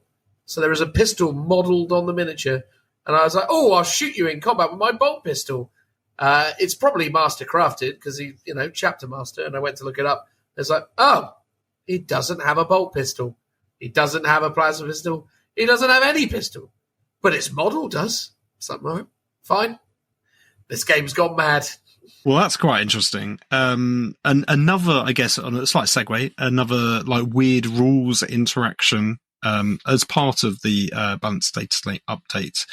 So now the I think Neurotyrants, which are the big brain bugs, they can now join the Zoanthropes again. Brain bugs. Makes sense, right? Yes, yeah, it makes complete sense. But because of it, it creates this weird rules interaction. So you share keywords. So the unit with the Neurotyrant character joins the Zoanthropes. So they now have the monster keyword. So whereas before the Zoanthropes couldn't shoot into combat because they're not they're not monsters, but now they can because it's specifically a monster unit. Ooh, that's good, isn't it? However, what's even better is the -1 to hit only applies to monster models, not monster units. So the zoanthropes don't get the -1 to hit penalty. Purely because of the way they've worded the rules. Fabulous. That is a great example of this game. I love it. That's a great find. Yes, I guess the reason why they couldn't join it might have been for that reason, that the oddity of the way the rules are written is that monsters shouldn't ever really be in units, maybe. Or at least give the benefit of the monster keywords to a unit, but specifically that's how it works. So odd. Yeah. An odd update from the Tyranids. So great if you're a Tyranid player, I guess. Quite a handy little thing. They get so little in life, those Tyranids. So give them their flowers. That's true. I guess the only other kind of core rule that we haven't really talked about or we briefly mentioned was the line of sight shooting. So now, if you're doing out of line of sight shooting, a 1 and 2 always fail, no matter what. Yep. Which I guess 1, 2, or 3. Oh, was it 1, 2, and 3? Okay, yeah, you're right. Which hinders a lot of guard players that were using, I think, sentinels and other buffs. Whether you're using heavy to mitigate it, but often you'd be getting several buffs off to try and improve your ballistic skill. Sometimes to a 2+. I think with Basilisk you could do. Other times to a 3+. And a lot of guard players are sort of decrying that indirect fire and artillery is dead. And then I've seen lots of other people say, well, this is kind of normal. This is every other edition of the game. You've been hitting on 4s with indirect. This hasn't changed anything. But I think it specifically makes Sentinels, like they have a specific ability, and just makes that pointless now. Yeah, I mean, it definitely obviously impacts things like, the Sentinel buffing specifically, but at the same time, though, I think it's for the overall betterment of the game. I think the game is healthier and better for not having that in effect. So, I do feel like it was becoming really, really crazy that you'd have like indirect weapons that were hitting on 2s, re-rolling 1s, Yeah, I completely agree, especially the guard players. It's like hitting on 4 should be the baseline stat for them. And if that's indirect or direct, shouldn't really make a difference, should be just 4s no matter what. The ability to buff units beyond that, and the weird... Okay, so you can't modify a dice roll more than 1. Plus or minus, but you can modify the ballistic skill to whatever, and then modify the hit roll by plus or minus 1. And it's that stacking basically that got you in this mess, and that just feels like sort of poor use of the mechanics. Either you should only modify the hit roll and not the ballistic skill, and then you get the plus or minus 1, and that's it. It's the combo of the two that kind of caused this problem. And I think they just shouldn't have been there to begin with. Guard players shouldn't be hitting on 2s at any point. What I like, I don't want to go on about Age of Sigma, but what I like is that they basically said, we looked through all the models, compared all the stats, said what should be this strength, what should be hitting on this. And it's like, my mind, the only things in the game that really should be hitting on 2+ is, Custodes, Primarchs, and like super elite named characters of, particular, Xenos, like, Drakari, Elder, like people like that should maybe be hitting on 2s, but everything else should not be hitting on 2s ever, basically. Right, I totally agree. I totally agree. Even hitting on 3 should be super rare, and that should be basically, maybe Space Marines and I guess maybe some Elder, again, characters, like some elite stuff. Yeah. But, Admech shouldn't be hitting on 3s, Guard shouldn't be hitting on 3s. Yes, it's nice to get +1 to hit for some reason, but ultimately on a D6 system, you don't really have the nuance really to be able to adequately give something a buff, but then you're just putting it on a level with something that's meant to be super elite. So I think maybe you need to just mitigate them. Go, this is your lane. You're a guardsman. You're hitting on 4s, and that's it, ever. And that might be a bit less fun, but ultimately might streamline the game and help actually balance the game a bit more. No, I totally agree with you. I do genuinely think that we've had this conversation before where we hypothesized the fact that Games Workshop and their rules designers are kind of locked in on the concepts of Space Marines hit on freeze and have free up saves and da-da-da-da-da. But actually, for the overall health of the game, is there an argument that Space Marine, bog standard intercessor should hit on 4s? With all of the re-rolls and other things that they add into the mix. If you want to have those mechanics, does it make sense that the Space Marine hits on 3? Or should it hit on 4? Because I'm just trying to think, what hits on 5s and 6s? Orcs hit on, is it 5s now or 6s? I can't remember. 5s, but then most of the it orcs used to be 6s, right? No, orcs were always ballistic skill 2, so they always used to hit on 5s. But the thing is that in 9th edition, they started creeping up to more 4s, and now they have a greater degree of that as well. So again, it's because we saw that overcorrection towards the end of 9th, where orcs all of a sudden with their codex had a huge volume of shots, but then they also gave a number of ways of increasing their ballistic skill, which again is a kind of core concept of orcs, has always been they just hit on 5s, and the way that we mitigate for that is they've got lots of low ballistic skill or high ballistic skill, depending how you interpret shots, and that's how we deal with that. But then the problem has been is over time they've increased the efficiencies of it with things. So I guess what would be an interesting scenario: orcs hit on 6s, guardsmen and equivalent hit on 5s, Space Marines hit on 4s. Yep. Which is only half the time, so that's not great. Let's say Custodes and Primarchs hit on 3s. Yeah. This is shooting we're talking about, and nothing hits on 2s. That would probably make the game a lot more balanced and a lot more shooting would be a lot less lethal if nothing hits on 2s. I think 2 should be. I think even in older editions, like when you had the table system, like in RSOC, I think you could never in combat hit better than I want to say 3.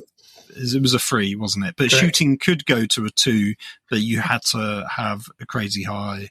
I guess no, you only had to have a ballistic skill of 5. You only had to have a ballistic skill of 5 to hit on 2. Was it only 5? Ah, okay. Yeah. So, oh yeah, because I think beyond 6 or 7, you got the reroll.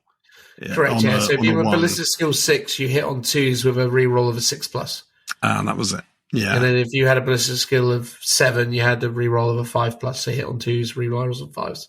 Yeah. I think definitely that would be an interesting mechanic to try out if you wanted to homebrew a game. I do genuinely agree with you, though. I think overall, Space Marines should be ballistic skill 4, and I do think that 2+ should become super rare. I do think I don't mind 2+ in combat necessarily, but again, I think the problem is that I think they've just given out. But again, it comes back to the same point we've already made many times. People don't like it when their stuff doesn't do stuff. Well, I think that the problem with older games is when you are just hitting on 4s or 5s, you're rolling a lot of dice for not a lot of impact, and that's you didn't roll nearly as many dice back in the day. Well, no, that's true. But yeah, if it feels a bit boring if you're rolling a lot of dice and nothing happens, and that still happens. I mean, when we played with the Adeptus Mechanicus, you were saying I'm drawing buckets of dice and I was just making all the saves. So I guess that can be unfun, but I think a lot of games, you look at things like bolt action and stuff, it's I think most things are hitting on 4s in that game. The ability to just hit and wound, it should be 4s and 5s for the most part for most games. I think a lot of the historical games will be like that because that actually makes killing stuff kind of hard. It shouldn't be easy. And the stuff that should be easy should be super rare in your army. I mean, that's the thing, isn't it? When they create historical war games or they create games that sort of deal with more real world simulation of warfare, the most devastating mechanic is always bravery, because more people run away than die, right? Like that's sort of the nature of it. Like more people will flee a battle. Yeah, because if you think about things like, Napoleonics or the American Civil War, I think a lot of statistics have come out that, most people didn't necessarily shoot to kill, unless you were like, you've got to be really trained or a bit of a psychopath to actually aim your gun at someone. But the corralling of the masses and following along with, people beside you encourage you to do that. But when you're doing a charge, for the most part, you're not there to actually bayonet someone, although that does happen. But you're there just to scare the other side to break and flee. And as you say, that is the core mechanic that you got from things like Warhammer Fantasy. In sort of most Napoleonic games, for example, would have something similar, and obviously that's where it's come from. So it does, have a real world relevance. I guess maybe, I get 40k, and even AOS have now done this because they've got rid of the bravery in that. It's like everyone's heroic to the point where no one would flee. So that's why they've kind of gotten rid of that concept. And but it's part of the power fantasy, isn't it? People don't like it when their stuff runs away, but also people don't like it when, again, it's that thing. It's placating all these sort of needs from the standard or kind of core 40k game consumer. I want a unit that does everything. I want it to be tough because I don't want it to die, but I also want it to be killy because I want to kill stuff. So it's always like, so you end up in this ridiculous dynamic where like units now are like all armed with nuclear warheads and are themselves nuclear bunkers. It's like, it's just like this weird dynamic where like, cause that's one of the reasons why I've struggled to want to play Elder for years now. Like Elder for the longest time to me were one of my most beloved armies. I loved them. But the reason why I loved Elder was that they were an army of compromise at one point anyway. And these days, it's just they just do everything. It's like, and as a result, they're just not interesting because the archetypes aren't as well expressed anymore because the game is so much more limited. And I think that's always the thing I just sort of struggle with a lot of the time is like everything's super killy, everything's super survivable, and everything can, shoot out of its arse while doing handstands or whatever. I don't know. It's like it just seems like it's just like what you. I mean, and obviously some units are bad by comparison because there's still a sort of scale, but it's just interesting. It's interesting how it works. You've reminded me of something that we haven't talked about that was a change from the Pariah Nexus deck, and that is actions. Actions are officially back, and they're kind of codified in the rules, which make perfect sense. And I kind of, I always thought it was a bit odd that they got rid of it in the core rules, but then they sort of had them still within the Leviathan deck when came out. That always seemed odd. So that's good to see that is back. I mean, I hope things like raised banners are still there. I thought that was always the most thematic one.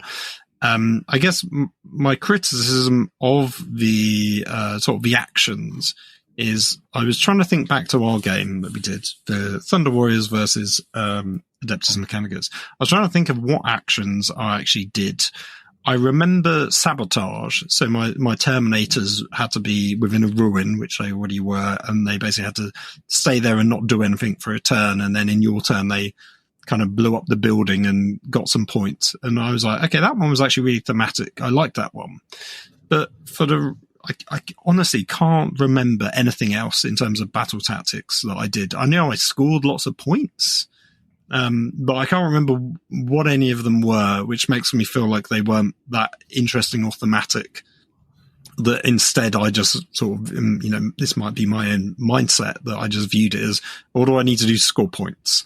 Because that ultimately is what it is. I didn't, maybe embrace the theme of it, but I can't remember. Can you remember any that you did, maybe?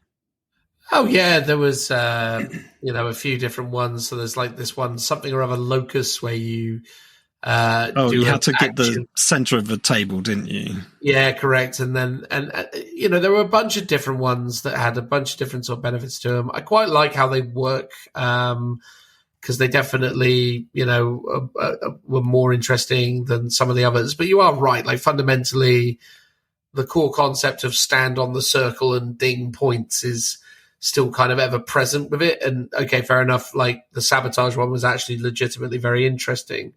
And I might be wrong when I say this, though, but it was sort of like, yeah, they planted a bomb or blew up the building or whatever. But it's like, what, do you remove the terrain piece now?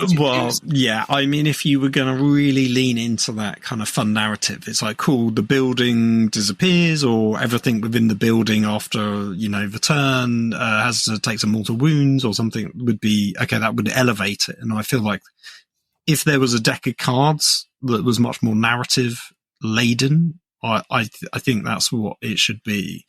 The way I would almost imagine it, I can't remember if one of the Maelstrom games was like this, but basically you have a hand of cards, and then you choose which ones you're going to play. So you randomly pick 2, and they're the ones for the turn. I like the idea that maybe you've got a hand of 5. Yeah, you draw up to 5, so you've got a bit more choice, and then you go, okay, here's the 2 I'm playing this turn. So you just have a bit more control over, your tactics for the game. I like the idea of that maybe a bit more. But then, yes, you have much more thematic stuff. So it's like, I'm raising the banner, but it's actually a banner, and it's going to, either make an objective sticky, or it's going to give my troops a leadership buff for the game. Or yes, we're going to blow up a building, but the building actually gets removed, and there's rubble and stuff like that. I think if there's a narrative version, I think that would be super, super fun. But I did enjoy the game. I did enjoy the battle tactics. And my one real criticism of it is that actually you need to keep track of both your primary scoring and your secondary scoring separately, because they both cap out in different ways. So I think before you would score each one, but there'd be like a maximum that you could possibly score per turn, which would be obvious, because you'd be like, cool, I've done this, this, and this. I've got my 15 points. Okay, maybe I scored 18, but I've only got 15. But that just ultimately goes into a pool of your total points cost for your game. And at least in 9th edition, because I haven't played enough of Leviathan to say if it was like that in that deck.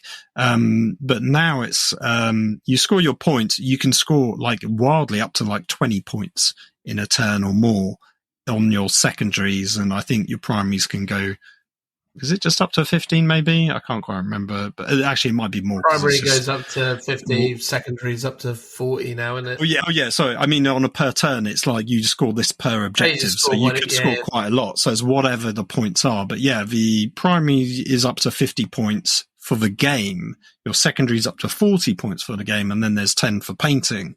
So now actually you can't just put those points into your total points pool and keep a tally of your total points, because the cap you did per turn, you didn't need to write it down. Whereas now you need to manually write down the primaries and secondaries separately, plus an ongoing total. Most people use apps now, though. Well, that's the thing. I guess because it's competitive, you just need to use apps to score. Yeah. And it's like, that's terrible. I mean, I get it, but like, if the game is that complicated, which it is, it very much is, yeah.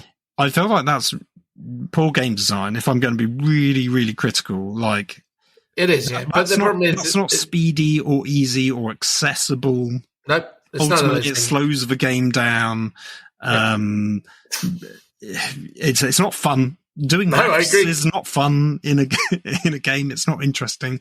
I don't want to have. I mean, maps is fun if used in the right way. Like, the game has a lot of maps in it, and I find that really enjoyable in the context of gameplay. But I agree with you. Bookkeeping isn't fun. Yes, yeah. I mean, I liked the days of I could keep track of my score on a couple of dice or some counters, or even if you're just writing it down, it's super easy. But having to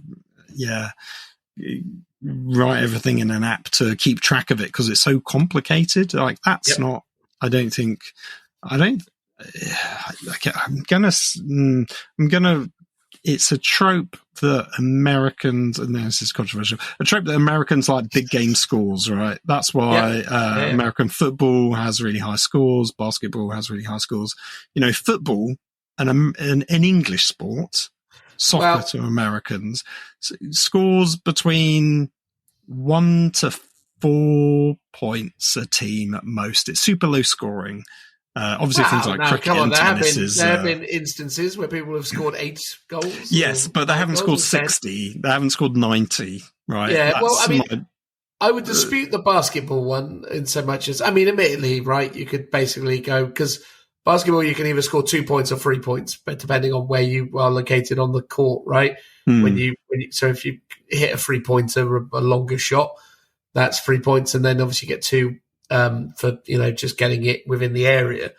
The nature of that game, the pace of it, how it's played is where the higher scores come from, because it's just sort of the nature of it as a game. It's very much about momentum and about the back and forth. And sometimes, I guess, to the uneducated, you watch a game of basketball and it's literally just, right, it's my turn to score, or I score. Now it's the other team. Now I give it to the other team, they score. That's sort of like, in 5 minutes, they will go back and forth 3 or 4 times and score regularly, right? Just sort of the nature of the game. American football, I agree with you.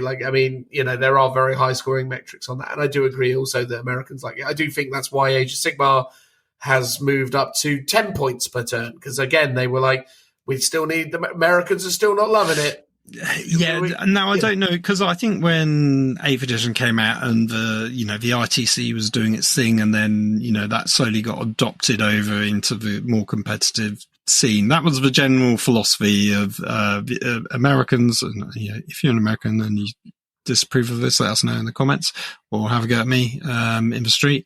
Generally, Americans like big points, and that's why the game's shifting in that way. Because before 40k was like you would, a 6-8 would be a normal good game of scoring. Maybe you go up to 10 if you're really good, but most of the time it'd be like, cool, I won. It was 2-1. Totally. Most of the games in 40k back in the day, it was the final score would be like, God, if you got it above 6, you were doing actually, to be honest, a lot of the time it would be you only scored in the final turn on objectives, and you got 1 point per objective. So the max you would ever really get is 6. There were variations on that, but ultimately it'd be quite low scoring, and ultimately that keeps the game easy to keep track of. There's no mental load of how many points people have got. It's like you could almost not even use a dice or a counter to keep track because it was super obvious, especially if it's end of game scoring, because then actually you can kind of just go, right, cool, I'm just going to have fun and I'm going to shoot stuff and I'm going to get in combat, and I can spend my time doing a narrative and telling the story or having fun with my mates because we're just chatting as we're gaming. And that's the stuff, as you say, the bookkeeping is the bit that's getting in the way of the having fun and the game aspect. And I can understand that there's the more points you have, the more kind of granular it is. It's like if I lose 80 to 90, it's like I only lost by 10 points, but that percentage wise, that's very small. Whereas if, I lost, 110, even though it's lowest point scoring in an old school, so that's a huge swing. It's a much bigger thing. And it's a lot easier to kind of catch up and make your ground back if you are losing when there's all this granularity. But ultimately, I sort of feel like it's harming the fundamental aspect of the game. That, as you're saying, it's the bookkeeping element is quite tiresome, I think. Big time. Within those points. And, like I said, I like doing the primary, secondary. It can be quite fun. But I think there's just a lot of, terrible bookkeeping that unfortunately goes alongside that element of it. Yeah, look, even when you would play Maelstrom in like 7th or 8th edition, Maelstrom worked because of the nature of how you'd score. So you'd score a card. Yeah. You just used to go, these are the cards I've done. These are the cards, and that's it. And at the end you go, This one's worth 1. This one's worth D3. This one's worth 1. This one's worth 1. This one's worth D3. Exactly. The bookkeeping was built into the cards because each card was ultimately, for the most part, worth only 1, or as you say, D3, and you would always roll at the end for that added excitement. Yeah. You would be, it's a bit of a bit of a masochist if you were going to roll the dice and then, keep track of it as you went. Although I'm sure some people would like to do that because then you know for sure how far ahead or behind you are in comparison to your opponent. But the cards allowed you to do bookkeeping. And when we were playing our game, I was like, cool, I've scored this. Okay, can I use this card to count towards my points? It's like, no. It unlocks. Oh, I've done 20 points this turn with that thing. Okay, cool. And I think initially when we were doing it, we were just doing it as a total. And then it was only, I think when Richard, who was watching us, asked like, oh, what's the per turn cap? Because he was like, how many did you get? Like, what are your points? And it was like, I'd scored 20 in this turn. And we were a bit almost befuddled that you could score quite so much. And then Richard was asking about like, oh, well, where's the cap of how many you can score? And we were like, doesn't seem like there is, but then there was a total cap, and that's where we discovered this. It is, I think, a big change. And now, was that also in Leviathan? Because you've obviously played. Okay. Yeah, it was in Leviathan. The thing is, again, it's the competitive system, right? Like that's the thing that they've aligned on and believe is the right way to play, and it is what it is. I agree with you. Like I always remember there was a competitive player who once said something along the lines of, I want to discover who the best general is. I don't like the idea that I lose a game because in the final moment, someone gets a model in my deployment zone, and then as a result, they score line breaker. Like that individual was like, I don't like that. And I was like, but that is skill because you know the parameters. Like when we started the game, you knew there were 3 secondaries that you had to worry about. Your warlord had to stay alive. You needed to not lose a model in a unit or in the first turn, the first battle round, and you needed to get something in your enemy's deployment zone. Right, those were the 3 secondaries, and then the primary was the primary. Right, but if it did come down to line breaker, with the way that game was played, you'd have to make a number of right decisions to do that, because it wasn't like now where you just go, everything's moving everywhere all of the time or on a tiny board. An ability that can, take me off the board and redeploy me or something like that, which a lot of armies have access to. I mean, the only reason why I never liked Linebreaker personally is you had to you had to have an army that was capable of doing it. And, guardsmen, my Krieg were very slow. Yeah. And it's like, yes, technically I could have taken a flyer, I guess, because could flyers score it? No. Well, in 8th edition they couldn't, but maybe. Maybe they couldn't. So actually, it was quite difficult for guard to actually score that. Whereas a lot of people would have cavalry or fast moving stuff, or skimmer type stuff that you always needed. Ooh. Yeah, you needed something that could easily do that in your army, and weirdly, the game is much more built in that manner where it's like, what your secondaries are, you need to build your army to do those secondaries, whereas it felt more like in 7th and 8th edition it was like, cool, there's 3, 2 of which is just down to the game itself, 1 of which you need to build specifically to with the line breaker, and then the rest of the game is just playing the actual mission, and you could, if you knew what the Eternal Wall missions were, tailor slightly to do them in a slightly more optimized way, but not quite in the same way that you can now with the secondaries, I think. No, I totally agree with you. And I think that's the thing. I do feel like I think it was easier when you scored, you were like, at the end of the turn, I'm on 2 objectives. That's 2 points. Move on. That was nice and simple. But no, I agree with you. I think that stuff, and the fact that you need apps and things and again, it's stuff that sort of breaks the play or the flow of gameplay. And I think that always is a net negative. I think anything that takes you out of it, or anything that, and again, obviously people who do this all the time, myself included, we get very good at bookkeeping. We get very good at, managing it efficiently as we're playing our games, but it doesn't change the fact that it is a barrier to entry that you have to overcome. Yeah, I mean, I would like Games Workshop to have an official app to do that bookkeeping if it's sort of required. I mean, yeah, there's pen and paper, but that's not great, I don't think. And it's like, yeah, there's third parties, but if a game pretty much requires it, I think Games Workshop should be providing it. Yeah. And it's like, I know they're now like much more officially partnered up with the BCP, which is for the tournaments. Oh, the ICC, you mean? No, Best Coast Pairing.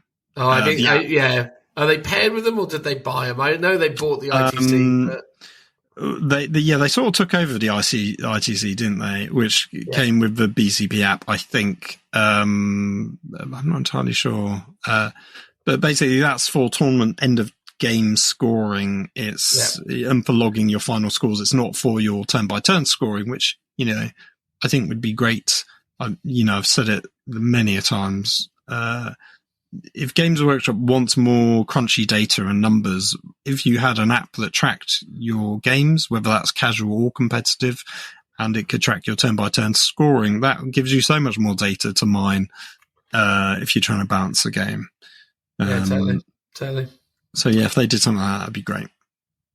Anyway, I feel like we talked for an awful long time on this topic now, and my eyes are starting to get quite heavy. So let's wrap it up, Phil. Let's close with our general vibe, having played it and experienced it. I think it's much improved, right? I think ultimately what they've done is they've made it better. Is this still a game that appeals, in my opinion, or is able to appeal to a more casual player?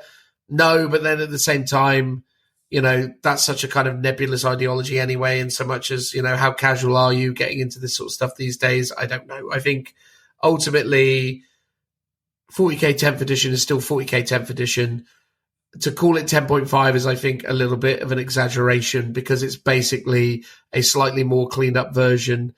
And by calling it 10.5, what I feel like people are sort of saying is that balance and changes to things to fix problems that they have created idiotically is what the whole function of the new edition is. Whereas to me, like what 10th edition should have been and what it felt like it needed to be was a real kind of refresh and clean up of, all the bloat and things that come into 9th and, like decisions and mechanics and overarching kind of gameplay philosophy changes that create a very specific dynamic gaming experience. What I think we've got here is just a game that more closely resembles what 10th should have been when it came out as opposed to what it was. So I think overall I would say that I think the things that really shine in this new set of rules and missions, I think the secret missions are much improved. We didn't really get much of a chance to talk about those, but I will just say that the secret missions drastically improve things in terms of keeping you in the game. I think the changes as they are all very sensible, and I do think it makes the game better overall. But I think, again, it's really got to come down to what you want. I still think at the moment for me, within the pecking order of Games Workshop gaming systems that are available today, I think, 40k to me is still behind in my pecking order Age of Sigmar 3 and Horus Heresy 2, or is Horus Heresy on the 3rd edition? It's 2nd edition Heresy. Second, yeah. Yeah, so yeah, those games feel just much better designed and made than where we are with 40k. Not that I don't like 40k, the new rules have been out for, at the time of recording, less than a week, and I've managed to play 3 games of it. It's not like I don't put in the effort when it comes to 40k. I do still really enjoy it, but it's the thing is it's sort of, it's not necessarily as enjoyable as other systems at the moment still, but it's improved, and I hope that it continues to improve, and I hope that the game gets to a really good place over time.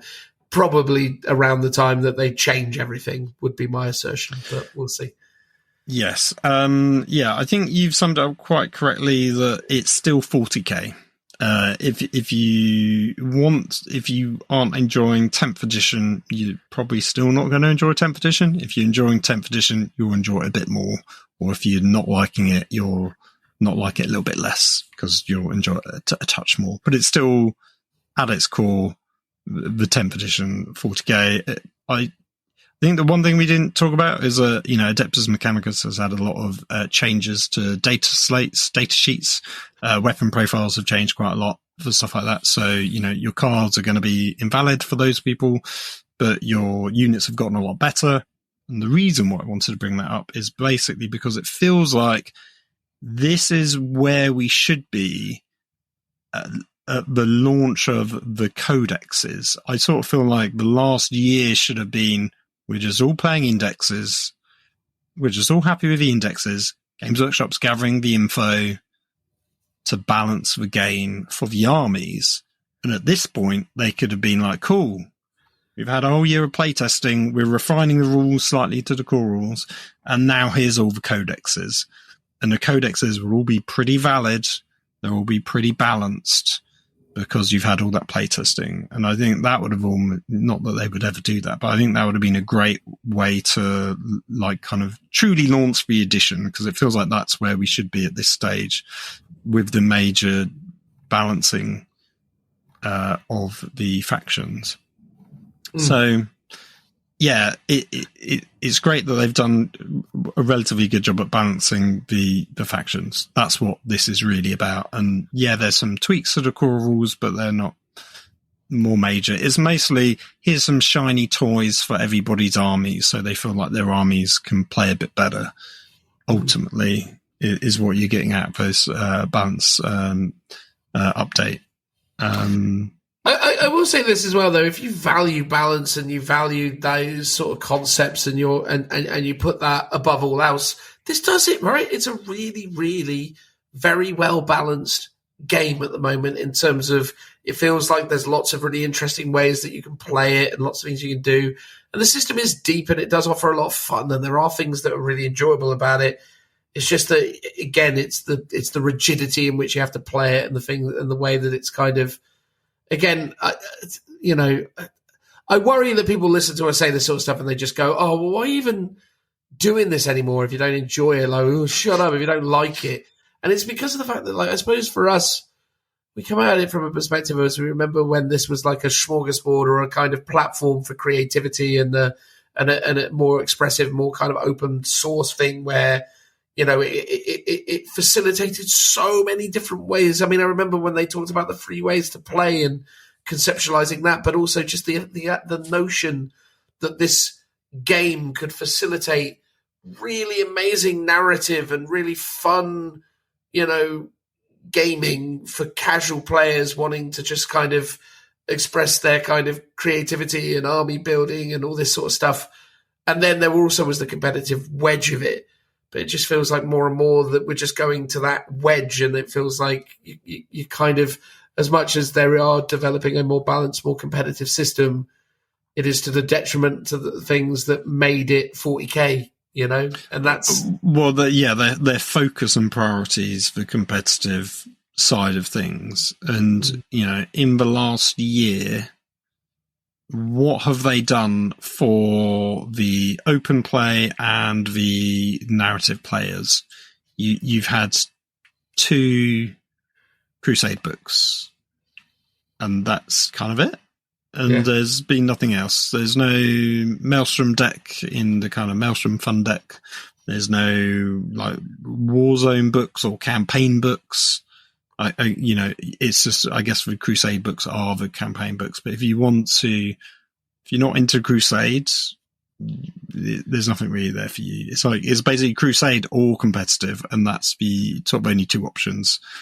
So really there's only one way to play, and technically 2 with Crusade, right? But there's only really one way to play, and most people are just playing it that way. Most people are just playing, the cards, the in a way it's good, because I mean, when we loved Maelstrom when it came out in 8th edition, right? And the ITC crowd hated it, the tournament people hated it because they thought it was really unbalanced. And it's interesting that ultimately they've been won over by a Maelstrom light game that does use cards and has an element of randomness to it. But, but it's quite good. It's like, okay, cool. I've drawn a card and it's like, there's no super heavies or flyers or whatever it might be to kill. So I just redraw it, which is sort of the correct way of doing Maelstrom. So it's got a lot of elements of Maelstrom, but at the same time, it's still doing those sort of secondaries from 9th edition. Which, not to say it's bad or anything, but it isn't Maelstrom. Because Maelstrom, the bit I liked about Maelstrom was, here's a random objective, you just got to take it. And that was cool. Agreed. All right, well, I reckon that'll probably do. We're not going to have time to record an outro, so goodbye, everyone. Bye-bye. Bye-bye. That was the outro. Everyone had fun. Oh, Bye now. Boo. I know, terrible, terrible. Anyway, goodbye, everyone. Bye-bye. Bye.